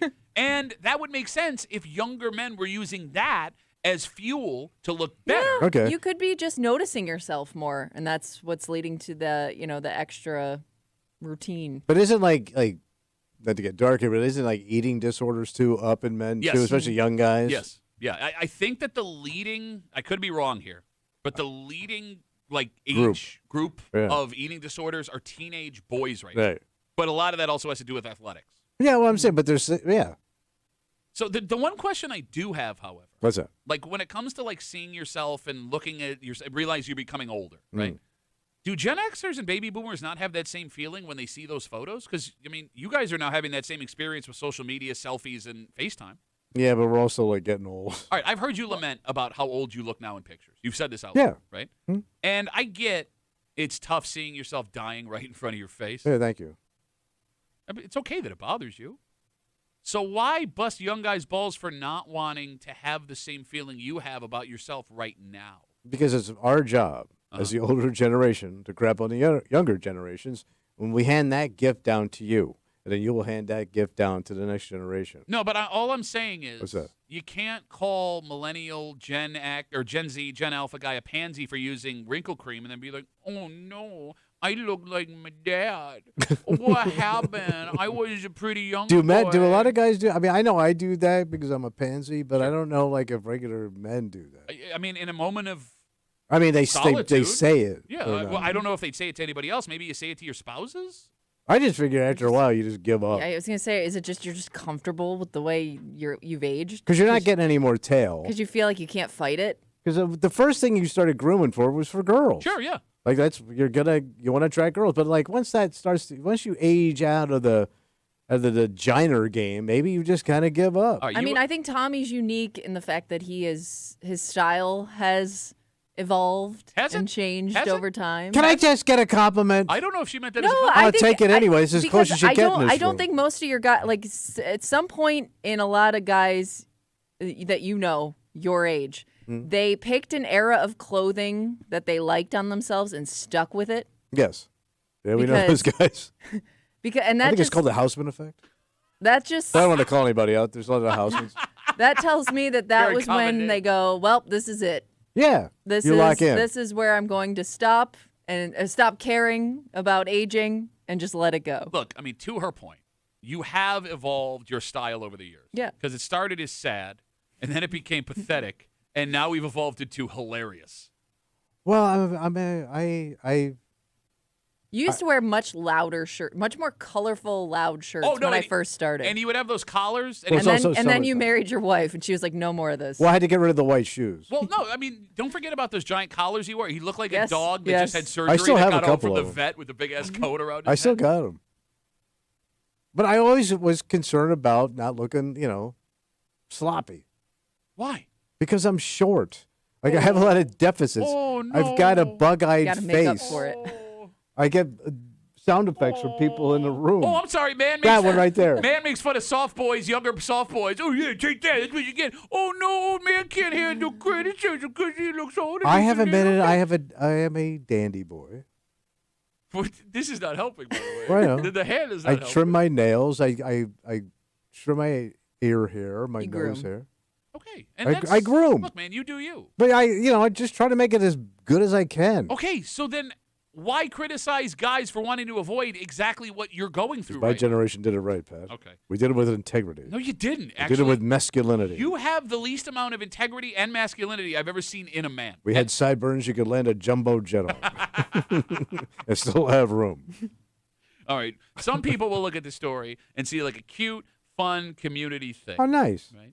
Other people will look at this story Yeah. and see exploitative child labor. Oh. But it all depends on how you want to look at what the village town of Kendall did. Okay. I'll explain next Right. here in the break room. Let's see that.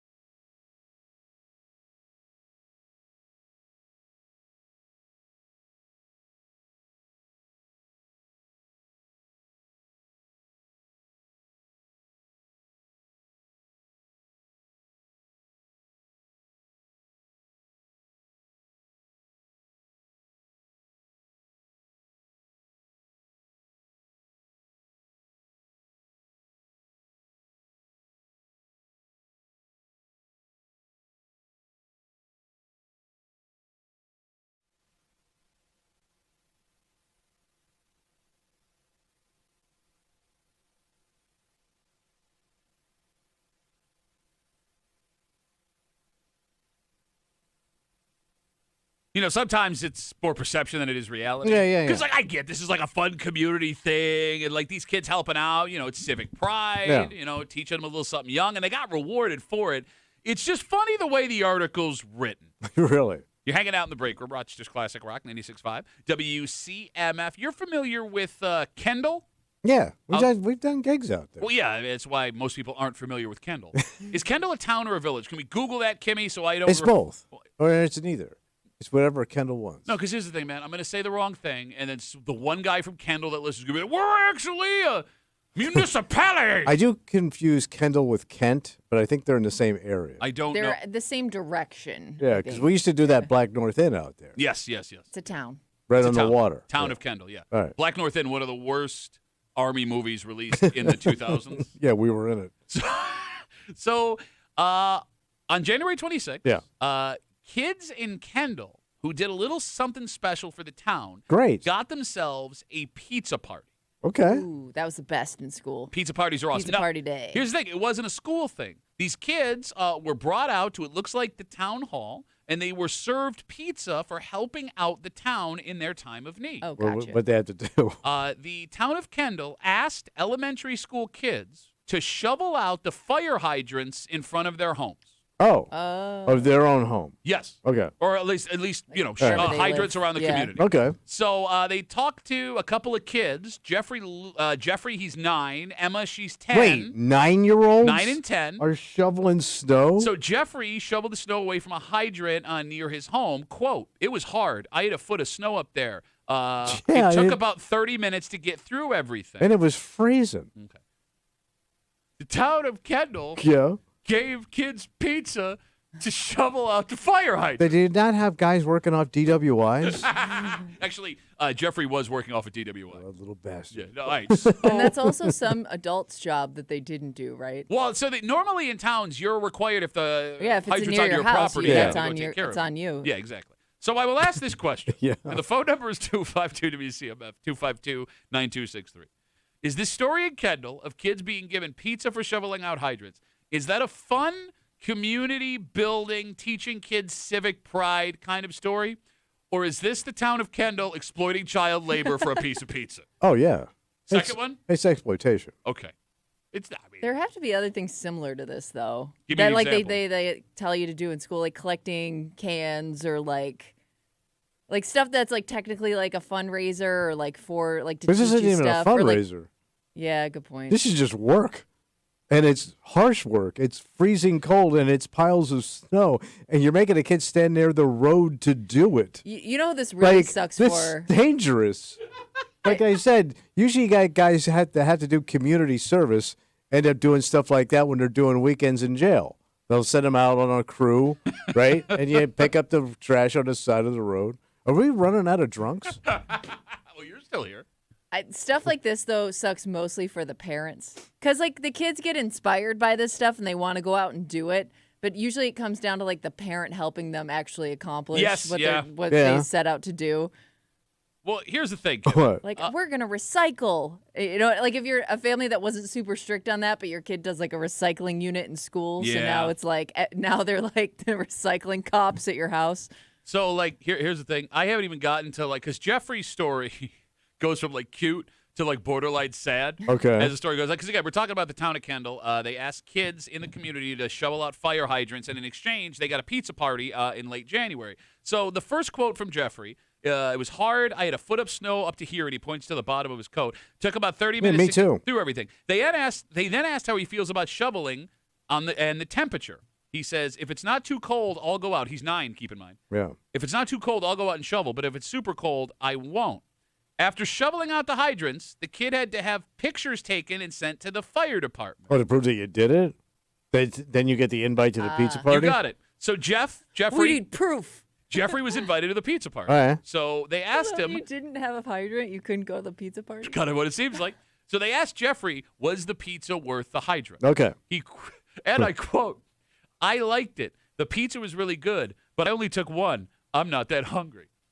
He got one piece of Wait, pizza. he got one He slice? got one slice of pizza for 30 minutes of work. Poor Jeffrey. Somebody help Jeffrey. Yes. Although, he Get needs to Jeffrey's learn. own pizza.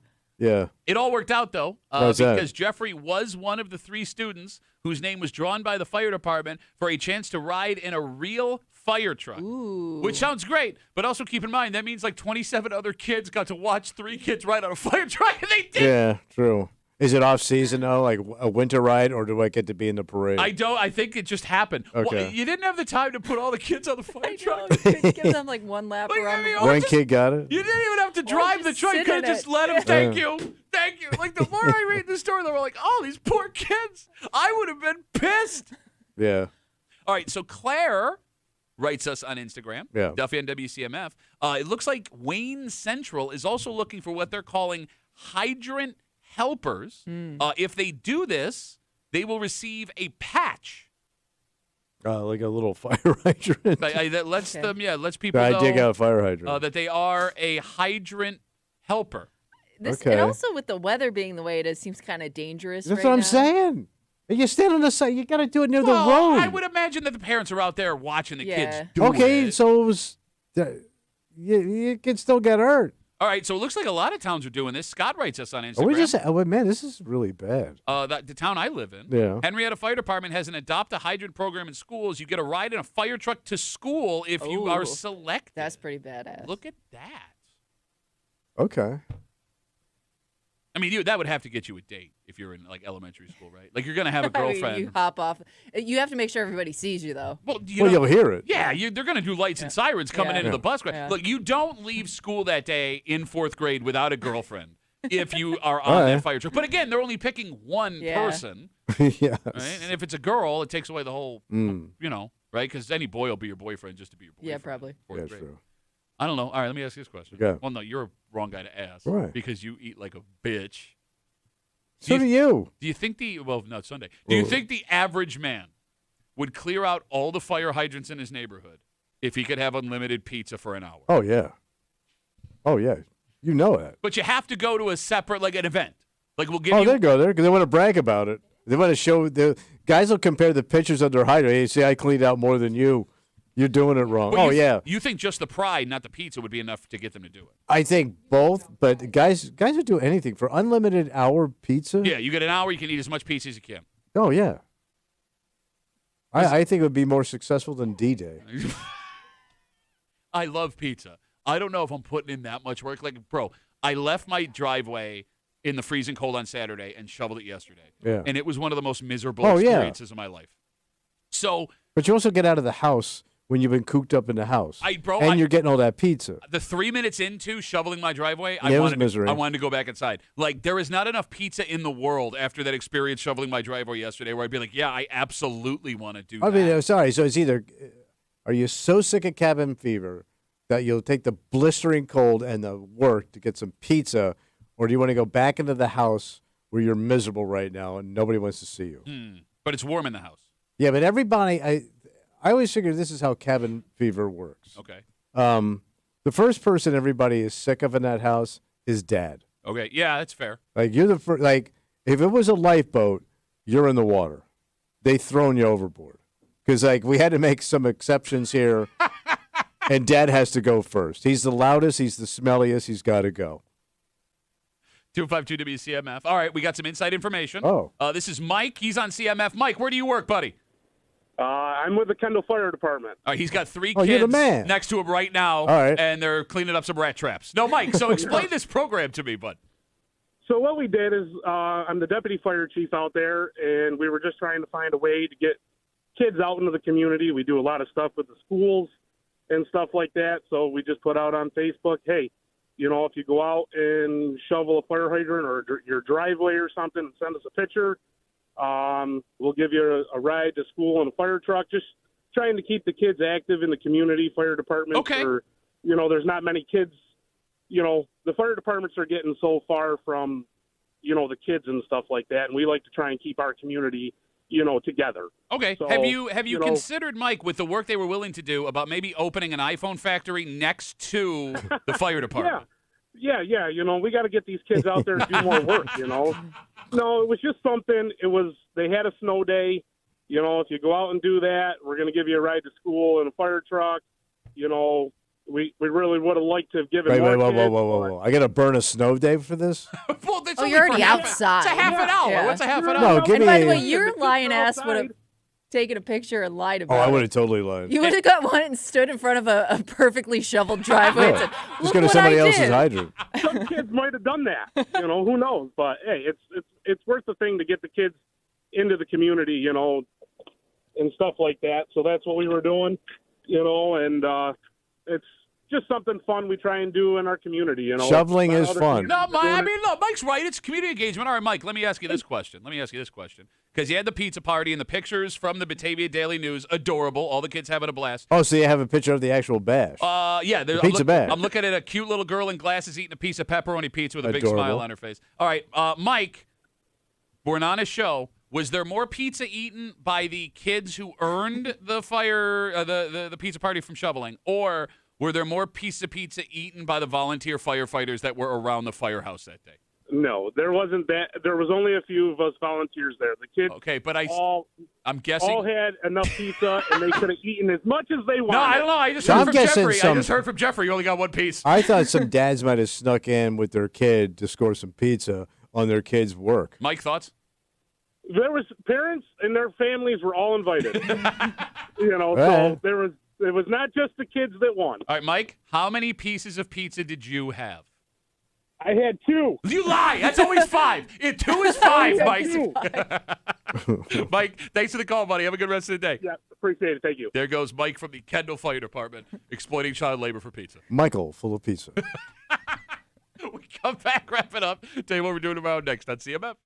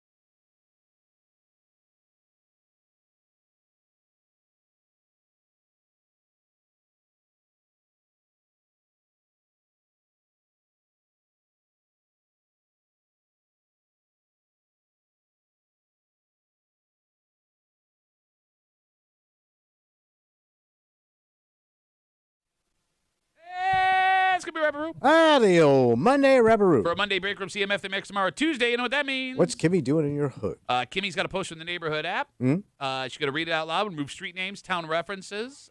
Despite that information missing, we're going to listen. Listen. Going to figure out where they whined just after 9. And again, because I won 2 weeks ago, and there has not been 2 winners, I'm still in possession of the belt. What is with this you and this belt? Whatever you want. You know you're jinxing yourself. Well, why? Yeah. I've had it for 3 weeks. No, you haven't. I have had it You've for had 3 it weeks. for 1 week. No. You've commandeered it for 2 Nobody weeks. has taken the belt from me.